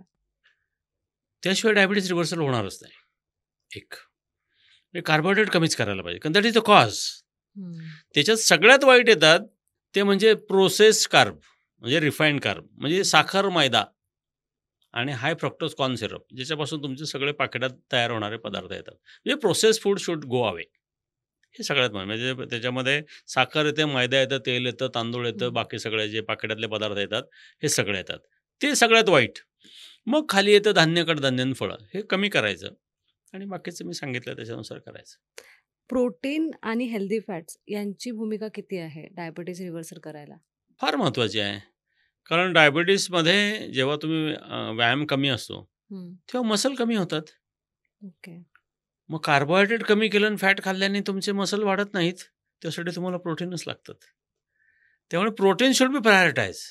त्याचं पहिलं जो प्रोटीन तुम्हाला समजा 1 ग्रॅम पर के जी किंवा व्यायाम करत असाल तर 1.2 1.5 ग्रॅम पर के जी हे पाहिजेच. तुम्ही कुठलं डाएट करा, हे पाहिजे म्हणजे पाहिजे. तुम्हाला तुमची हेल्थ मेंटेन करायची म्हणजे तेवढे प्रोटीन तुम्हाला पाहिजेत, हे आवश्यक आहे. आणि त्याच्याबरोबर व्यायाम पाहिजे. नुसतं प्रोटीन खाऊन मसल नाही मिळत, म्हणजे तुम्ही व्यायाम केला पाहिजे आणि प्रोटीन खाल्ले पाहिजेत, हे सगळ्यात महत्त्वाचं. कुठले प्रोटीन सोर्सेस यूज करायला पाहिजे? आजकाल आपण बघतो की आपल्याला प्रोटीन पावडर किंवा असं काहीतरी मिळत असतं, तर त्याबद्दल तुम्ही काय सांगाल? प्रोटीन पावडर हे प्रॉडक्टच आहे प्रोसेस्ड. तुम्ही जर प्रोफेशनल ॲथलेट किंवा बॉडी बिल्डर नसाल, तुम्ही ह्या डब्यांना हात लावायचा नाही, गरज नाही, वेस्ट ऑफ मनी आहे आणि गुड फॉर नथिंग. एक सगळ्यात लक्षात घ्या, तुम्ही फूड डिराइव्ड प्रोटीनच घ्या, म्हणजे अन्नातून मिळणारेच प्रथिनं तुम्ही घेतले पाहिजेत. आणि ते ॲनिमल सोर्स त्याला म्हणजे न्यूट्रिशनल अवेलेबिलिटी म्हणतात किंवा क्वालिटी ऑफ प्रोटीन म्हणतात किंवा PDCAAS म्हणतात किंवा DAAS म्हणतात. म्हणजे हे सगळे त्याचे पॅरामीटर्स आहेत आणि ते ॲनिमल सोर्स फूडचे सगळ्यात चांगले आहेत, मग ते तुम्हाला पाहिजेत. उपवास असेल किंवा इंटरमिडिएट फास्टिंग असेल, हे डायबिटीज रिव्हर्सल करायला किती मदत करते? 100% मदत करतात. उपवास म्हणजे काय याची व्याख्या तुम्ही आधी समजून घेतली पाहिजे. खिचडी, उपवास म्हणजे 0 कॅलरी, हे सगळ्यात महत्त्वाचं. मग सगळ्यात इफेक्टिव्ह मॉडॅलिटी जर असेल तर ही उपवास आहे. म्हणजे त्या कालावधीमध्ये तुम्ही काहीच खायचं नाही आणि ह्या जितका कालावधी जास्त तितकं रिव्हर्सलचे चान्सेस जास्त. सगळ्यात चांगलं फॅट कमी होणं हे फास्टिंगमध्येच होतं, म्हणजे तुमचं इन्शुलिन कमी हे फास्टिंगमध्येच होतं. इन्शुलिन रिव्हर्सल इमिजिएट होतं. असं असे जर कुठले 5 पदार्थ असेल की ज्याने डायबिटीज रिव्हर्सल होऊ शकतं 100%, तर ते 5 पदार्थ कुठले असू शकतात? अंडी, चिकन, मटन, मासे, पुन्हा सांगतो मी, आणि पालेभाज्या. व्हेजला काही ऑप्शन? खोबरं, शेंगदाणे, काजू, बदाम, अक्रोड, पिस्ता. जर रिव्हर्सलसाठी प्रॉपर डाएट प्लॅन बनवायचा असेल आपल्याला, तर तो कसा असू शकतो किंवा किती प्रमाणात तो आपण फॉलो करायला पाहिजे? बरोबर आहे.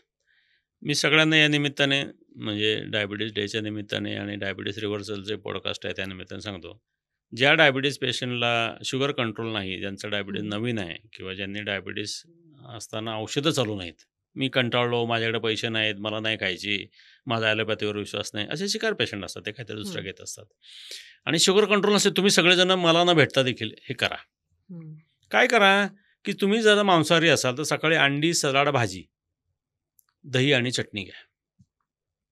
बरोबर, काय अडचण आहे? आणि समजा तुम्ही शाकाहारी असाल तर पनीर, सलाड, भाजी आणि चटणी घ्या. मांसाहारी असेल तर अंडी, सलाड, दही, चटणी घ्या. शाकाहारी असेल तर पनीर, सलाड, दही, चटणी किंवा भाजी, चटणी घ्या. 100% तुमची शुगर ही कमी चव होते. ज्यांचा कोणाचा विश्वास नाही त्यांना मी एक पब्लिक एक्सपेरिमेंट सांगतो की समजा तुम्हाला डायबिटीस आहे आणि तुम्ही औषधं घेत नाहीत, काही XYZ काही कारणाने असो, करून पाहू, आता कशाला, भीती आहे, पैसे नाहीत, यांनी सांगितलं, आयुर्वेदिक सांगितलं, होमिओपॅथिक सांगितलं, काही गंडादोरा घेतला. तुम्ही एकच काम करा, तुम्ही सकाळी नाश्त्याच्या वेळेस अंडी, सलाड, दही, चटणी घ्यायची, मांसाहारी असाल तर, आणि शाकाहारी असेल तर पनीर, सलाड, दही, चटणी घ्यायची आणि 2 तासाने तुमची शुगर चेक करा. बरोबर, काय एवढं आहे, करून पहा. आणि याच्यामध्ये साखर कमी नाही झाली ना तर मला पॉडकास्टमध्ये कितीही शिवाय द्या, मी ओपन चॅलेंज देतो, पब्लिक एक्सपेरिमेंट करूयात आपण, मग त्याची उपयुक्तता तुम्हाला कळेल. बरोबर ना? समजा तुम्ही नाश्त्याला एक पोहे घेता किंवा उपमा घेता आणि त्याच्यानंतर 2 तासांनी शुगर चेक करता. बरोबर, मग त्या दिवशी तुम्ही अंडी घ्या किंवा पनीर घ्या आणि 2 तासांनी शुगर चेक, किती पण खा. पोह्याची समजा 1 डिश खातात, अंडी 10 खा आणि मला तुम्ही 2 तासांनी शुगर चेक करून सांगा. तुम्हाला औषध चालू नाही पाहिजे, एक सगळ्यात महत्त्वाचं. हम्म, हम्म, कारण औषधाचं मॉड्युलेशन हा डॉक्टरांच्या अखत्यारीतला विषय आहे, हम्म. तुमच्या ह्याच्यातला नाही. पण समजा तुम्ही काही कारणाने औषधं घेतच नसाल, औषधं संपले, तुम्हाला घ्यायची नाहीत, तुम्हाला तेवढे पैसे नाहीत, तर तुम्ही हा प्रयोग नक्की करा. मी तुम्हाला खात्रीने सांगतो, एकाही पेशंटची साखर वाढणार नाही. करून पहा तुम्ही. आणि मग पहा तुम्ही काय खाणं योग्य आहे. ज्यांनी साखर वाढते ते अयोग्य, ज्यांनी साखर कमी होते ते योग्य. साधी पब्लिक डेफिनेशन करा तुम्ही त्याची. आणि मग रात्रीच्या वेळेस तुम्हाला जे शक्य असेल, तुम्ही समजा शाकाहारी असेल तर पुन्हा पनीर, सलाड, भाजी, भाकरी. पनीरच्या ऐवजी चक्का घ्या, सोयाबीन घ्या, हम्म. हे घेऊ शकता. किंवा मांसाहारी असेल तर चिकन, मटन, मासे, सलाड, भाजी आणि भाकरी अर्धी. नाही भाकरी खाल्ली तर अजून चांगलं. त्यांना जास्त तीव्र असं म्हणजे 10 वर्ष 15 वर्षाचा पेशंट आला तर आम्ही भाकरी देतच नाही. हेच त्यांना देतो. हेच मी पेशंटला सांगतो सगळ्यांना. हे पब्लिक डोमेनमध्ये जायला पाहिजे. The advice and science related to life sciences has to be in the public domain.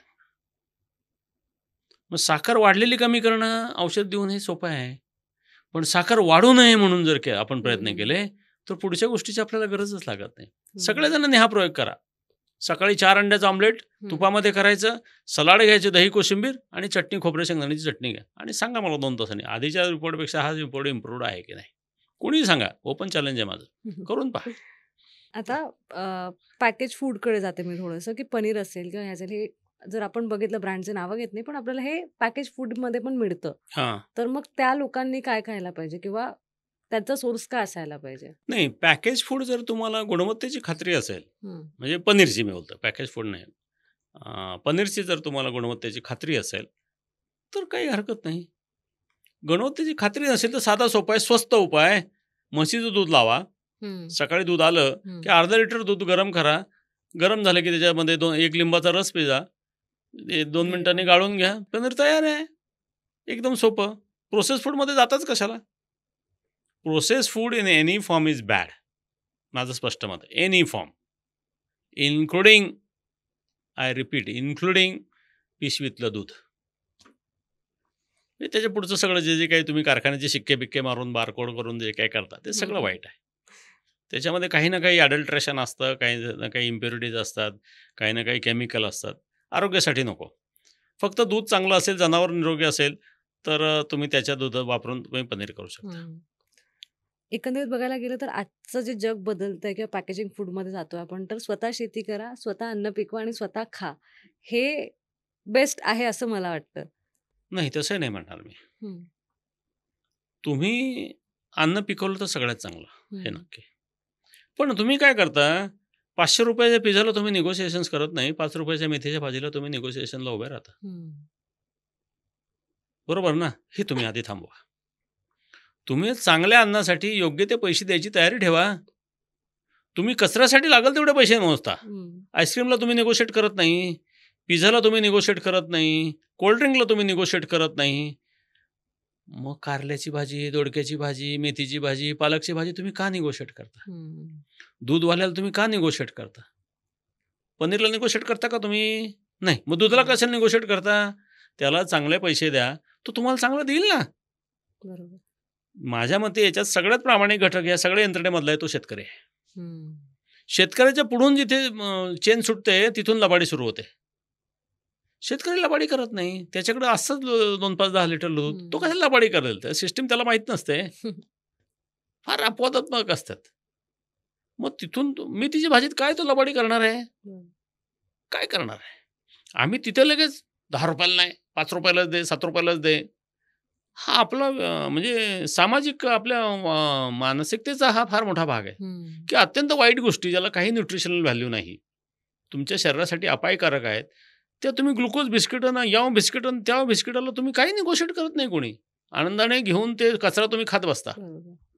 पण मेथीची कुठलीही भाजी म्हणजे पालेभाजीला तुम्ही निगोशिएट करता, हे पहिलं थांबलं पाहिजे.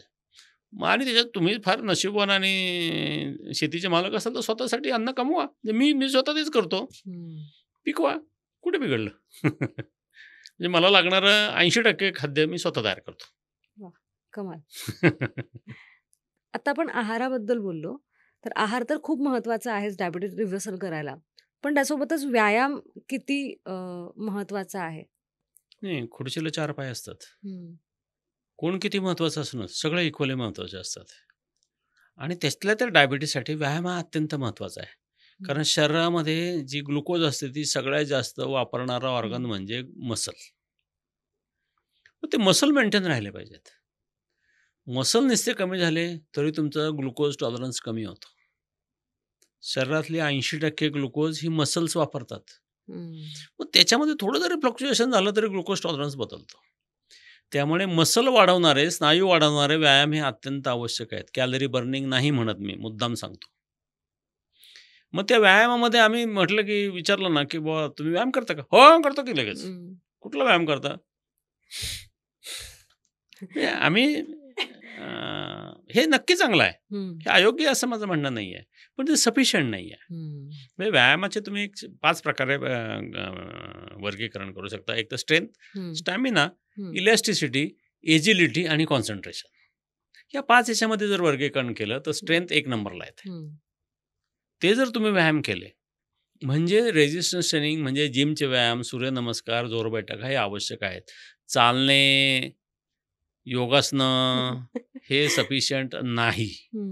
मी योगा करतो तरी माझी शुगर कंट्रोल आहे हे चुकीचं आहे. योगा कराच, पण त्याच्यामध्ये सुरुवातीला नंतर एक 10-10 सूर्यनमस्कार करा. जमेल तर खेळायला जा, सगळ्यात उत्कृष्ट. त्याच्याहून जमलं तर टेकडी चढायला जा. आलं लक्षात? नाही जमलं तर जिममध्ये जा. हे खेळ, टेकडी हे जे निसर्गाच्या सानिध्यातल्या ज्या गोष्टी आहेत ते उत्कृष्ट आहेत. खरं तर तुम्ही कष्टच केले पाहिजेत. कष्ट नाहीत म्हणून व्यायामाला. खेळ हे मनोरंजनाचं साधन आहे. स्ट्रेस मॅनेजमेंट टूल आहे. टेकडी हे सुंदर आहे. आणि हे नसेल जमत तर तुम्ही जिममध्ये जा. हे नक्की. पण तुम्हाला कुठला ना कुठला दम लागणारा किंवा घाम येणारा व्यायाम रोज 1 तास पाहिजे. हे सगळ्यात गरजेचं. आता व्यायामाला आहार पण झाला. आता 2 गोष्टी आपण कव्हर केलेल्या. यासोबतच जी लाईफस्टाईल आहे आजकाल जी चालली आहे, ताणतणाव असेल किंवा स्लीप सायकल नसते लोकांची चांगली, तर त्या सगळ्या गोष्टी पण डायबिटीज रिव्हर्सल करायला किती कारणीभूत ठरू शकतात? तुम्ही व्यवस्थित झोप नसेल तर शुगर कंट्रोल येऊ शकत नाही. इवन विथ मेडिसिन म्हणजे तुम्ही आहार घ्या, तुम्ही व्यायाम घ्या आणि झोप नसेल ना तर शुगर कंट्रोल येऊच शकत नाही. विशेषतः फास्टिंग शुगर कंट्रोललाच येत नाही. त्यामुळे झोप हे अत्यंत म्हणजे 8 तास चांगली झोप हे आणि तीही 10 ते 6 या वेळातली हे अत्यंत आवश्यक आहे. हे ते सांगतो 4 पायाची खुर्ची आहे. तुम्ही 1 पाय जरी विकासला तरी तुम्ही डगमग करणार असं आहे. त्याच्यामुळे हे महत्त्वाचं की ते महत्त्वाचं हा भाग स्टॅटिस्टिकली आहे, पण सगळे चांगले पाहिजेत हे योग्य आहे. आहार, व्यायाम आणि झोप आवश्यक आहे. त्याचबरोबर सर एकंदरीत बघायला गेलं तर कुठलीही गोष्ट जेव्हा आपण बदलायला जातो किंवा फॉलो करायला जातो तो माइंडसेट खूप महत्त्वाचा असतो. तर माइंडसेट ठीक ठेवण्यासाठी किंवा त्यासाठी काय करायला पाहिजे जेणेकरून या सगळ्या आजारांपासून आपल्याला लांब राहता येईल? तुम्ही फॅमिलीवरती लक्ष केंद्रित करा. मित्रांमध्ये गप्पा मारत चला. तुम्ही एखादा छंद जोपासा आणि निसर्गाच्या जवळ जा. तुमचं स्ट्रेस मॅनेजमेंटचं याच्यापेक्षा चांगलं टूल मला माहीत नाही. तुमचे मित्र हे सगळ्यात चांगलं आहे. तुमचा सोशल कनेक्ट आहे. विविध तऱ्हेचे समारंभ असतात, सण समारंभ असतात, गॅदरिंग असतात, त्याच्यामध्ये सहभागी व्हा. हा सोशल कनेक्ट आहे, हा अत्यंत महत्त्वाचा आहे. तुमचे विचार पॉझिटिव्ह आहेत की निगेटिव्ह आहेत, तुम्ही अँक्शियस आहात की नाही आहेत, डिप्रेस आहात की नाही आहेत, म्हणजे कॉज आणि इफेक्ट. म्हणजे डायबिटीसमुळे डिप्रेशन येतं आणि डिप्रेशनमुळे पण डायबिटीस वाढतो. दोन्ही एकमेकाशी म्हणजे सगळ्यात जास्त डिप्रेशनचं प्रमाण डायबिटीसमध्ये असतं, अँझायटीचं प्रमाण डायबिटीसमध्ये असतं आणि डिप्रेशनमुळे पण डायबिटीस होतं. असं असतं. स्ट्रेसमुळे पण डायबिटीस होतं, डायबिटीसमुळे पण स्ट्रेस होतो. हे विशेष सायकल आहे. याच्यामुळे ते आणि त्याच्यामुळे ते पुन्हा सेल्फ असं प्रोपागेटरी विशेष सायकल ज्याला म्हणतात तसं आहे. या सगळ्याचा बॅलन्स पाहिजे असं आहे. आणि एवढं केलं तर डायबिटीस हा रिव्हर्सल म्हणजे प्रत्येक पेशंटमध्ये त्याचं वेटेज जे असतं हे वेगवेगळं असतं. एखादं स्ट्रेसमध्ये असेल त्याच्यामध्ये एन्झायटी किंवा स्ट्रेस हा भाग कदाचित 30% असेल, 40% असेल, 50% असेल. पण सर्वसाधारण याच्यामध्ये हे बाकीचे जे घटक असतात, आहार एक 70%, व्यायाम एक 20% आणि 10% बाकीचे घटक असतात. सगळ्यांना हे प्रपोर्शन लागू नाही पडत. थोडं 10-20% इकडे तिकडे होऊ शकतं. तुम्ही मला मगाशी आल्यानंतर सांगितलं की 2002 मध्ये जेव्हा तुम्ही हे करायला सुरुवात केली तेव्हा कोणी सपोर्ट करत नव्हतं आणि आता 2011 पासून थोडे बदल आले, आता सगळे लोक सपोर्ट करतायत. तर डायबिटीज रिव्हर्सल करण्यासाठी तुम्ही डॉक्टरांना काय मार्गदर्शन कराल याविषयी? नाही, एकतर मी 2014 मध्ये एक तर 2012ला माझा स्वतःचा डायबिटीस मी बरा केला. त्याच्यामध्ये 1-1.5 वर्ष गेलं आणि व्यावसायिक म्हणून डायबिटीस रिव्हर्सलच्या क्षेत्रामध्ये मी 2014 पासून पडलो. मला देखील लोकांशी, विशेषतः डॉक्टरांशी बोलायला भीती वाटायची. काय झालं की जेव्हा सुरुवातीला 1-2 लोकांशी मी बोललो की अरे असं असं आहे ना, असं असं करून माझा डायबिटीस बरा झाला. सगळे माझ्याकडे म्हणजे सरकला की काय, वेडा झालाच की काय, अशा तऱ्हेने पाहायचे. आणि मग त्या रिॲक्शन थोड्याशा मला सुरुवातीला निगेटिव्ह साईडकडे घेऊन गेल्या. पण मला खात्री होती की मी जे सांगतो ते शास्त्रीय आहे, उपयुक्त आहे.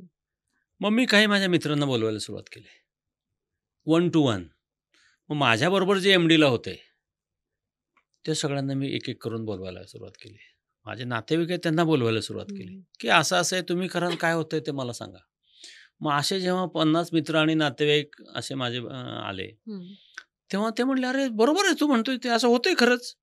कारण मी स्वतः 6 वर्ष इन्सुलिन घेत असलेला माणूस या पद्धतीने मी आज गेली 12 वर्ष बिगर इन्सुलिनचा आहे. एकच गोळी घेतो सध्या. ती अलीकडे सुरू केली. पहिले 11 वर्षात एकही गोळी घेत नव्हतो. मग माझं जर होतं तर सगळ्यांचं व्हायला पाहिजे. या एकाच कारणामुळे परत प्रॅक्टिसमध्ये मी पडलो. आणि म्हटलं नुसतं सांगून होणार नाही. कारण जेव्हा मी डॉक्टरांना सांगायला गेलो तेव्हा डॉक्टर माझ्याकडे अशा तऱ्हेने पाहायचे की हा लफंगा आहे की काय, खोटं बोलतो की काय, अशास्त्रीय करतो की काय, प्रसिद्धीसाठी करतो की काय, किंवा म्हणजे काय त्याला निगेटिव्ह सगळं सेंटिमेंट अटॅच्ड होत्या. पण म्हणजे आय कंटिन्यूड स्टडिंग आणि आय कंटिन्यूड प्रॅक्टिसिंग. फक्त त्याच्यात एकच घटक माझ्या बाजूने होता, तो म्हणजे माझे पेशंट, आणि ते आत्तापर्यंत 26,000 झालेत. अरे वा. आणि ते पेशंटनी तुम्हाला खात्री, म्हणजे याचा पॉडकास्टशी काही संबंध जोडू नका तुम्ही, पण त्यांनी इतकं एन्करेजमेंट मला दिली ती अवर्णनीय आहे. आणि मग ते सांगायचे डॉक्टर, ते आम्ही 11 गोळ्या घेत होतो, आज एकच गोळीवरती आलो, मला असं होत होतं, आता असं झालं. म्हटलं हे बरोबर आहे, शास्त्रीय आहे, कळेल समाजाला, आज नाही तर उद्या कळेल. आपण काम करत राहूयात. मग आता 12 वर्षानंतर म्हणजे स्टँड टॉल अँड प्राऊड की जे केलं ते शास्त्रीय आहे, केलं ते उपयुक्त आहे, सगळ्यांनी करावं असं आहे. आणि आत्तापर्यंत जे करत होतो याच्या अगोदर 2012च्या अगोदर ते नक्की अशास्त्रीय, म्हणजे ज्या ज्ञानाच्या आधारे मला MD मिळाली ते अशास्त्रीय आहे. मग एक 5 वर्षापूर्वी आम्ही असा निर्णय घेतला की असं नुसतं सांगून चालणार नाही, ही शास्त्रीय कसोट्यावरती सिद्ध करायला पाहिजे. जेव्हा 2013ला मी सुरुवात केली तेव्हा तर हे इंटरनेट वगैरे असं काही मोबाईलवरती एवढं नव्हतं, सोशल मीडिया पण नव्हता, सोशल कनेक्ट खूप कमी होता. आणि जेव्हा मी हे करून त्याच्यामध्ये व्यावसायिक यश मिळत होतो तेव्हा नंतर जेव्हा ते YouTube आलं, बाकी सगळं यायला लागलं, मग म्हटलं अरे असं आपल्यासारखे बरेच जण आहेत की ते कामं करतायत. मग ते कारण ते प्रेझेंटेशन द्यायला लागले. मग मी पण सोशल मीडियावरती लिहायला लागलो. मग साधारणतः 2017 पासून मी त्याच्यावरती जवळजवळ 150 लेख फेसबुकवरती आणि इतर माध्यमावरती, व्हॉट्सअपवरती वगैरे लिहायला लागलो. आणि मग म्हटलं आता इथे थांबून नाही जाणार, याला काहीतरी शास्त्रीय सिद्धीचं जे मॉडेल असतं शास्त्रीय, ते आपण वापरलं पाहिजे. म्हणून मी मग PhDला ॲडमिशन घेतलं. आणि वयाच्या 60व्या वर्षी मी PhDच्या परीक्षेला बसलो, पास झालो अर्थातच, आणि सिलेक्ट पण झालो, मग जॉईन पण झालो. मग आत्ता कालच मी दुसऱ्या विद्यापीठाची, म्हणजे दत्ता मेघे इन्स्टिट्यूट जी वर्ध्याची आहे, तिथे पण परीक्षा दिली, तिथे पण पास झालो, तिथे पण सिलेक्ट झालो, तिथे पण जॉईन झालो. म्हणजे आज मी 2 विद्यापीठाचे PhD करतोय त्याच्यावरती. कारण PhD म्हणजे त्या सगळ्या ज्या काही मेथड्स असतात, रिसर्च मेथडॉलॉजी ज्याला म्हणतात, त्याच्यातून तुम्ही जायला पाहिजे. मग त्याच्यामधले रिझल्ट जे असतील ते मलाही मान्य पाहिजेत. माझं चुकत असेल तर त्याच्यामध्ये कळेल ना ते. बरोबर. त्याला स्टॅटिस्टिकल सिग्निफिकन्स म्हणतात. म्हणजे ह्या सगळ्या शास्त्रीय कसोट्या असतात, ते लावून समजा मी म्हणतो की तुम्ही 10 अंडी खायची रोज, किंवा रोज तुम्ही मटण खा, किंवा रोज तुम्ही मासे खा, किंवा काय जे असेल ते सांगत होतो. त्याच्याने काय होतं, मला वाटतं याला अर्थ नाही आहे. काय झालं, मग इतके पेशंट, त्याला रिसर्च मेथड्स असतात की तुम्हाला ह्या टॉपिकवरती इतक्या पेशंटवरती काम करायला पाहिजे. मग त्याचे रिझल्ट असतात ते स्टॅटिस्टिकली सिग्निफिकंट आहेत की नाही, मग त्यातलं क्लिनिकल आउटकम, लॅबोरेटरी, म्हणजे सगळ्याची टेस्ट होते जाते, त्याची व्हायवा होते. माझ्या 5 व्हायवा ऑलरेडी झालेले आहेत, आलं लक्षात. आणि ते सगळ्यांनी मान्य केलं की मी सांगतोय ते बरं आहे, म्हणजे योग्य आहे ते, दुरुस्त आहे. आणि मग म्हटलं आपण हे करूयात. मला माझी PhD घेऊन कुठेच दाखवायची नाही. आता 66व्या वर्षी मी कधीच कोणाची नोकरी केलेली नाही आहे, त्यामुळे PhDचं मला काही दागिना म्हणूनही वापर नाही, आणि पगारामध्ये कुठली माझ्या वाढ होणार नाही, कारण मला पगार कुठलाच नाही आहे. पण ह्या ज्या आपण मुद्दे मांडतो, सायन्स मांडतो, त्याला एक वैधता मिळाली पाहिजे, म्हणून हा सगळा उद्देश आहे. आणि त्याच्यात मीच नाही तर माझी मिसेस पण सहभागी आहे सगळ्यात महत्त्वाचं. म्हणजे PCOD सारखा आजार आहे. It is nothing but a diabetes at a younger age. हे तुम्ही सहज बिना औषधाचा उपचार करून बरं करू शकता. उपचार लागतात, पण त्याला उपचार म्हणजे औषधं इक्वेशन मोडलं म्हणजे चुकीचं आहे याच्या बाबतीत. मग माझी मिसेस ही PCOD वरती PhD करते MUHS नाशिक, तिची होत आली आता. आणि त्याच्याही पुढे जाऊन आता आम्ही न्यूट्रिशनल कॉस्मेटॉलॉजीवरती काम करतो. न्यूट्रिशनल सायकॅट्रीवरती काम करतो. की समजा तुम्हाला चेहऱ्यावरती पुळ्या येतात, त्याला तुम्ही ॲक्ने म्हणतात. काय येतात? आणि मग ते मलम लावून गोळ्या घेऊन बऱ्या होतात का? ह्याहून चांगला काही उपाय आहे? आणि जो आत्ताचा अभ्यास आहे, ज्याच्यावरती आम्ही काम करायला सुरुवात केली आता रिसेंटली 2 वर्ष झाले त्याच्यावरती काम करतो. तर ॲक्ने हा फुल्ली ट्रीटेबल डिसीज आहे without a drug I repeat. आणि त्याच्यावरती माझी सुनबाई ती MD स्किन आहे, पण तिने आमच्याबरोबर PhD एंट्रन्स दिली. ती पण PhDला जॉईन झाली. आता ह्या वर्षात काम सुरू होईल, 3 वर्षामध्ये रिझल्ट येतील. हे चालू आहे. हां, म्हणजे हे सगळे न्यूट्रिशनल डिसऑर्डर्स आहेत, लाईफस्टाईल डिसऑर्डर्स आहेत. मग त्याला औषध हे उत्तर गरज असेल तरच द्यायचं. नाहीतर हे माझा अंदाज आहे की 80% याच्यामध्ये म्हणजे आम्ही ट्रायल त्याच्या घेतल्या आधी. म्हणजे 30-30 पेशंटच्या आम्ही बॅचेस पण केल्या, की यांना एकही औषध द्यायचं नाही. त्यांना फक्त तोंडाला आम्ही डाळीचं पीठ लावायला सांगतो. साबण लावायचं नाही. कोरडं असेल तर खोबरेल तेल लावायला सांगतो. आणि आहारमध्ये बदल, लाईफस्टाईल मॉडिफिकेशन द्यायचं आणि ॲक्ने जातात. सगळ्यांच्या जातात असं नाही म्हणणार मी, पण बहुसंख्य जातात, म्हणजे 80% पेक्षा जास्त. त्याच्याही पुढे जाऊन मी तुम्हाला सांगतो की how strong is a lifestyle change. म्हणजे लाईफस्टाईल मॉडिफिकेशन किती म्हणजे चांगलं टूल आहे की ज्याला खर्च नाही. आम्ही न्यूट्रिशनल सायकॅट्रीवरती काम करतो. माझा मुलगा सायकॅट्रिस्ट आहे. अजून PhD इन सायकॅट्री अजून ओपन महाराष्ट्रात एक पण नाही आहे. त्याची आम्ही वाट पाहतो. पण त्याच्या अगोदर आम्ही रिसर्च वर्क त्याच्यामधलं सुरू केलं आहे की समजा तुम्हाला डिप्रेशन आहे, एन्झायटी आहे, बायपोलर डिसऑर्डर आहे, सिझोफ्रेनिक आहे, इंट्रॅक्टेबल एपिलेप्सी आहे. ह्या सगळ्या ज्या गोष्टी असतात, बिहेवियरल डिसऑर्डर, ADHD आहे, याच्यावरती nutrition is perhaps the most important modality that you can use as a treatment. आणि 30 पेशंटची ट्रायल झाली, रिझल्ट्स आर एनकरेजिंग. अरे वा. आणि ते अर्थात ती ट्रायल करून आम्हाला 7 वर्ष झाले. पण त्याच्यामध्ये एखादा पेशंटला डिप्रेशन असेल तर डिप्रेशन औषधांनी कमी होतं का? का उन्हामध्ये वाऱ्यामध्ये गेल्याने त्याला छान वाटतं? सांगा तुम्हीच मला. बरोबर ना? Nature therapy is good. हां, मग हे लाईफस्टाईल मॉडिफिकेशन त्याला सांगायचं बा, उन्हामध्ये 1 तास बस छानपैकी. फार तर फार व्यायाम आणि सूर्यप्रकाश एकत्र घ्यायचं तर पोहायला जा. हे आम्ही ट्रीटमेंट मॉडॅलिटी म्हणून वापरतो. आणि त्याचे खूप चांगले रिझल्ट, म्हणजे 80% औषधं कमी होतात. परत एकदा डायबिटीज रिव्हर्सलकडे येते. तुम्ही मला म्हटलं की 11 गोळ्यांवरून 1 गोळीवर आला आहे समोरचा व्यक्ती. तर ते औषध कमी करताना कुठली काळजी घ्यायला पाहिजे? नाही, हे डॉक्टरांच्या सुपरविजन खालीच करा. एक सगळ्यात महत्त्वाचं, कारण जेव्हा तुम्ही हे लाईफस्टाईल मॉडिफिकेशन करता तेव्हा साखर फार वेगाने खाली जाते. म्हणजे जेव्हा तुम्ही पोहे खायचे बंद करून अंडी खायला सुरुवात करता तेव्हा साखर खूप कमी जाते आणि त्या अनुषंगाने ड्रग मॅनेजमेंट लागते. ती बहुसंख्य लोक स्वतः करू शकत नाहीत. म्हणजे आहार जरी तुम्ही सांगितल्यानंतर केला, पण ड्रग मॅनेजमेंट जरी तुम्ही, म्हणजे त्यासाठी मी मगाशी सांगितले की ज्यांना ड्रग चालू आहे त्यांनी त्यांच्या डॉक्टरांच्या सल्ल्याने अंड्याचं म्हणजे पोह्यावरून अंड्यावरती शिफ्ट व्हा. पण ड्रग्स खूप कमी करावे लागतात एक. आणि मग जर कमी नाही झाले तर शुगर खूप खाली जाते, म्हणजे त्याला हायपोग्लायसेमिया म्हणतात, ते होतं. समजा तुम्ही किटो डाएटवरती जर गेलात तर लघवी खूप सुरुवातीला होते आणि त्याच्या वाटे शरीरातले सॉल्ट जातात आणि मग ज्याला केटो फ्लू म्हणतात किंवा चक्कर येणे, गिडीनेस ज्याला आपण म्हणतो, तो सुरुवातीला त्रास होऊ शकतो. दुसरं म्हणजे जेव्हा तुम्ही भाज्यांवरनं किंवा बाकीच्या रेग्युलर डाएटवरती सोडून दुसऱ्या डाएटवरती जाता, तेव्हा जरी तुम्ही आज सुरुवात केली तर शरीर अंतर्गत रचना जी असते ती ॲडजस्ट व्हायला 3 आठवडे 4 आठवडे हा वेळ जातो. आणि तेवढा तुम्ही दिला पाहिजे, तेवढा तुम्ही धीर धरला पाहिजे. डॉक्टरांनी त्यांना ते समजून सांगितलं पाहिजे. 4 आठवड्यांनी तो पेशंट सांगतो की आता मला बरं वाटतंय, आता मला काय त्रास नाही. कारण इट इज सगळंच बदललेलं असतं. त्यामुळे सांगणं सोपं आहे, करणं अवघड आहे हे त्याच्यामध्ये. त्यामुळे ड्रग मॅनेजमेंट तुम्ही तुमच्या डॉक्टरांच्या मदतीने करा.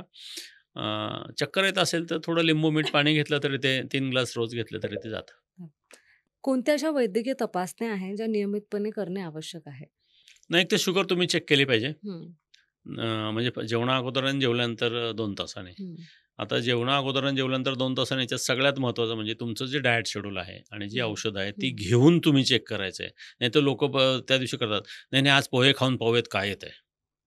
हे चुकी म्हणजे त्या डॉक्टरला तुम्ही रिपोर्ट दाखवला तर डॉक्टरला काहीच कळत नाही, की हं, आहारामुळे झालंय, is is failure to the management hmm. Or because of the change in the schedule. हे सगळ्यात महत्त्वाचं. म्हणजे जे सांगितले डॉक्टरांनी त्यानुसारच तुम्ही फॉलो करून जेवल्यानंतरची साखर जेवणा अगोदरची हं, करायला पाहिजे.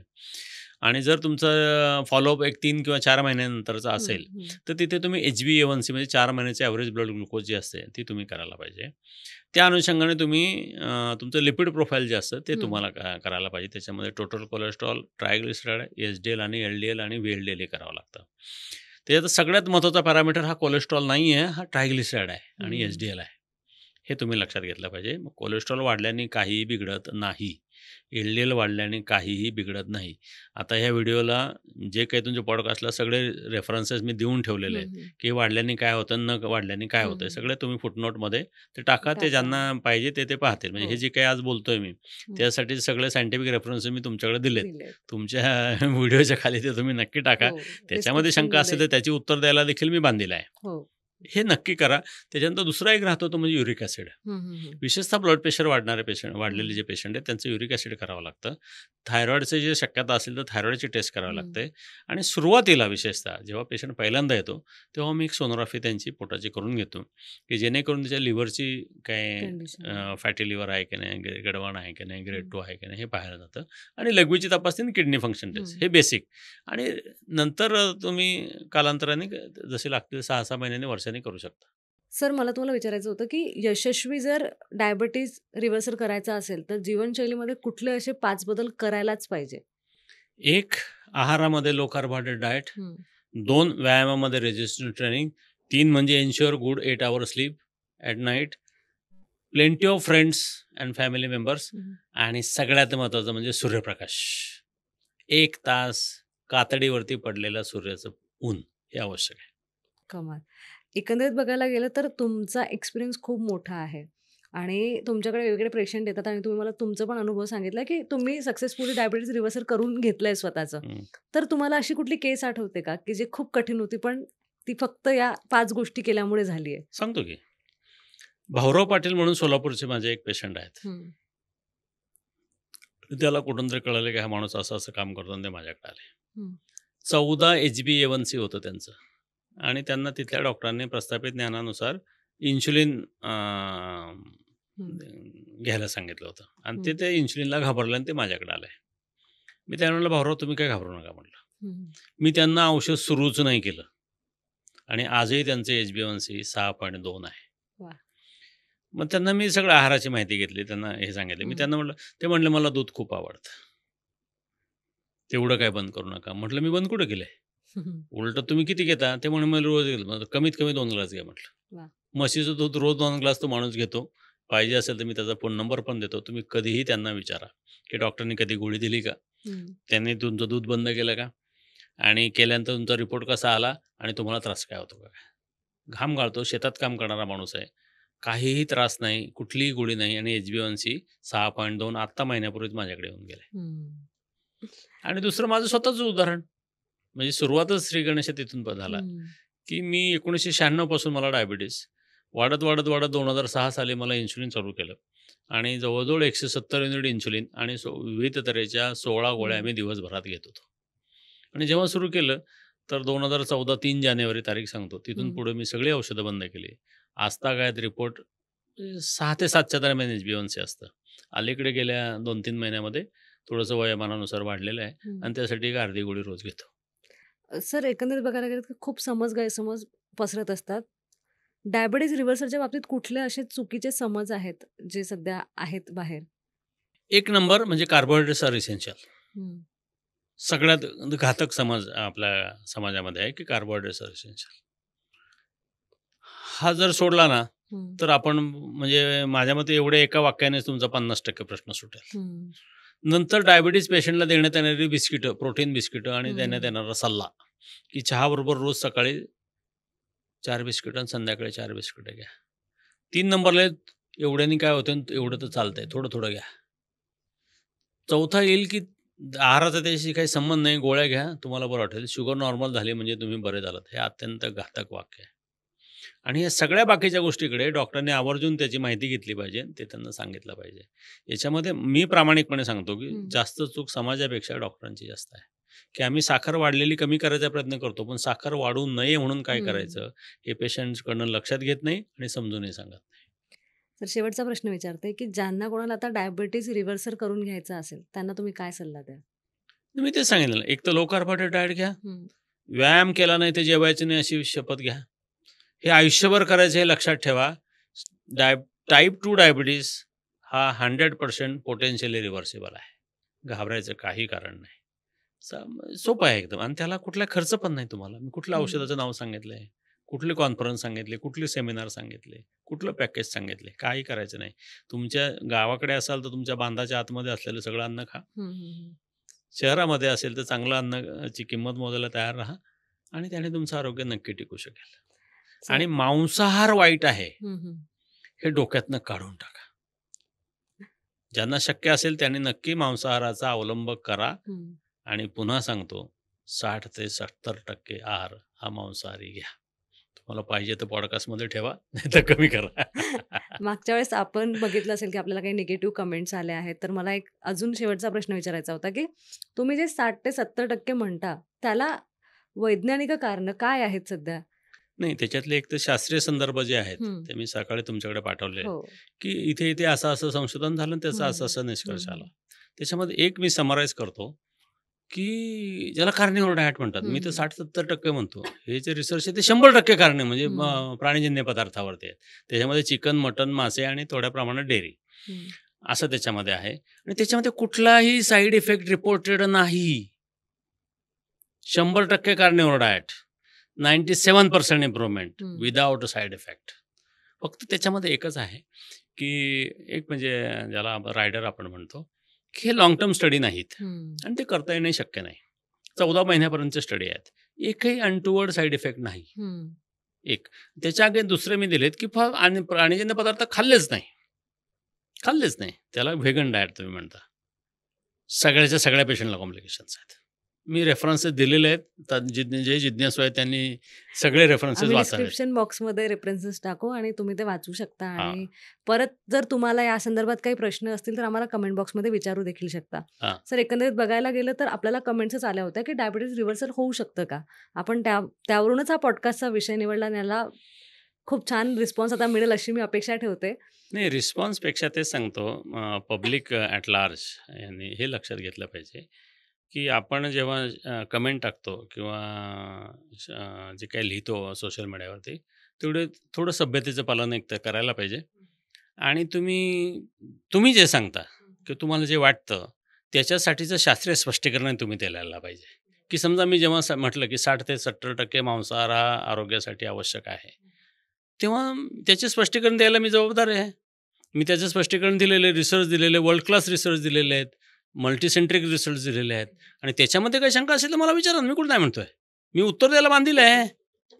मग जसं मी म्हणतो ते चूक आहे असं जर तुम्ही म्हणत असाल तर त्याच्यासाठी जर शास्त्रीय संशोधन सांगणं हे तुमची जबाबदारी नाही का? बरोबर ना? मग तुम्ही कुठल्या शास्त्रीय निकषाच्या संशोधनाच्या आधारे सांगता की मांसाहार वाईट आहे, की मांसाहाराने असं होतं. तुम्हाला जे वाटतं हे अज्ञानावरती आधारित आहे. हा तुमचा ओपिनियन आहे किंवा बिलीफ सिस्टीम, धार्मिक असेल, वार असेल, पंथ असेल, ज्या काही तुमच्या संकल्पना असतील. माझा प्रश्न शास्त्रीयदृष्ट्या आरोग्य कसं सांभाळायचं हा आहे. तुम्ही काय करायचं हा तुमचा वैयक्तिक स्वातंत्र्याचा विषय आहे. ते करावं की नाही हे करावं मी नाही सांगू शकत. काय केल्याने काय होतं हे मी सांगू शकतो. आलं लक्षात? मीही म्हणजे शाकाहारी घरातला सदस्य आहे. 2012 मीही शाकाहारीच होतो. आणि आपण मांसाहारी म्हणून ज्याला म्हणतो, तुम्ही वर्षातनं 2दा मटण खाता म्हणजे तुम्ही मांसाहारी नाही होत. एक लक्षात घ्या. आणि त्याच्यासाठी जे काही शास्त्रीय संशोधन तुम्हाला माझ्या स्पष्टीकरणासाठी, माझ्या वाक्याच्या स्पष्टीकरणासाठी लागेल ते मी दिलेलं आहे. जिज्ञासूने नक्की वाचा. आणि तुमच्याकडे याहून काही वेगळं शास्त्रीय संशोधन असेल तर ते मला सांगा. माझं चूक असेल तर मी दुरुस्त करेल आणि तुमचं चूक असेल तर ते दुरुस्त करतील. सर, खूप खूप धन्यवाद तुम्ही दिलेल्या वेळेसाठी. एकंदरीत बघायला गेलं तर आज आपण डायबिटीज रिव्हर्सल होऊ शकतो हा टॉपिक पूर्ण कव्हर केला आहे. 100% होऊ शकतो. तर मंडळी, तुम्हाला अजून डायबिटीजबद्दल कुठल्या टॉपिकवर बोलायला आवडेल आम्हाला कमेंट बॉक्समध्ये नक्की विचारा. आणि त्याचबरोबर हा पॉडकास्ट जर आवडला असेल तर महाराष्ट्र जागरणला फॉलो, शेअर आणि सबस्क्राईब करायला विसरू नका. आणि शास्त्रीय टेम्परामेंट किंवा ज्ञानाचा ध्यास सोडू नका. जे शास्त्रीय असेल, योग्य असेल, समाजाच्या हितकारक असेल, ते सांगणं हा माझ्या कामाचा, जबाबदारीचा, ज्ञानाचा भाग आहे. त्याच्यात काही चूक असेल तर मी माघार घ्यायला तयार आहे.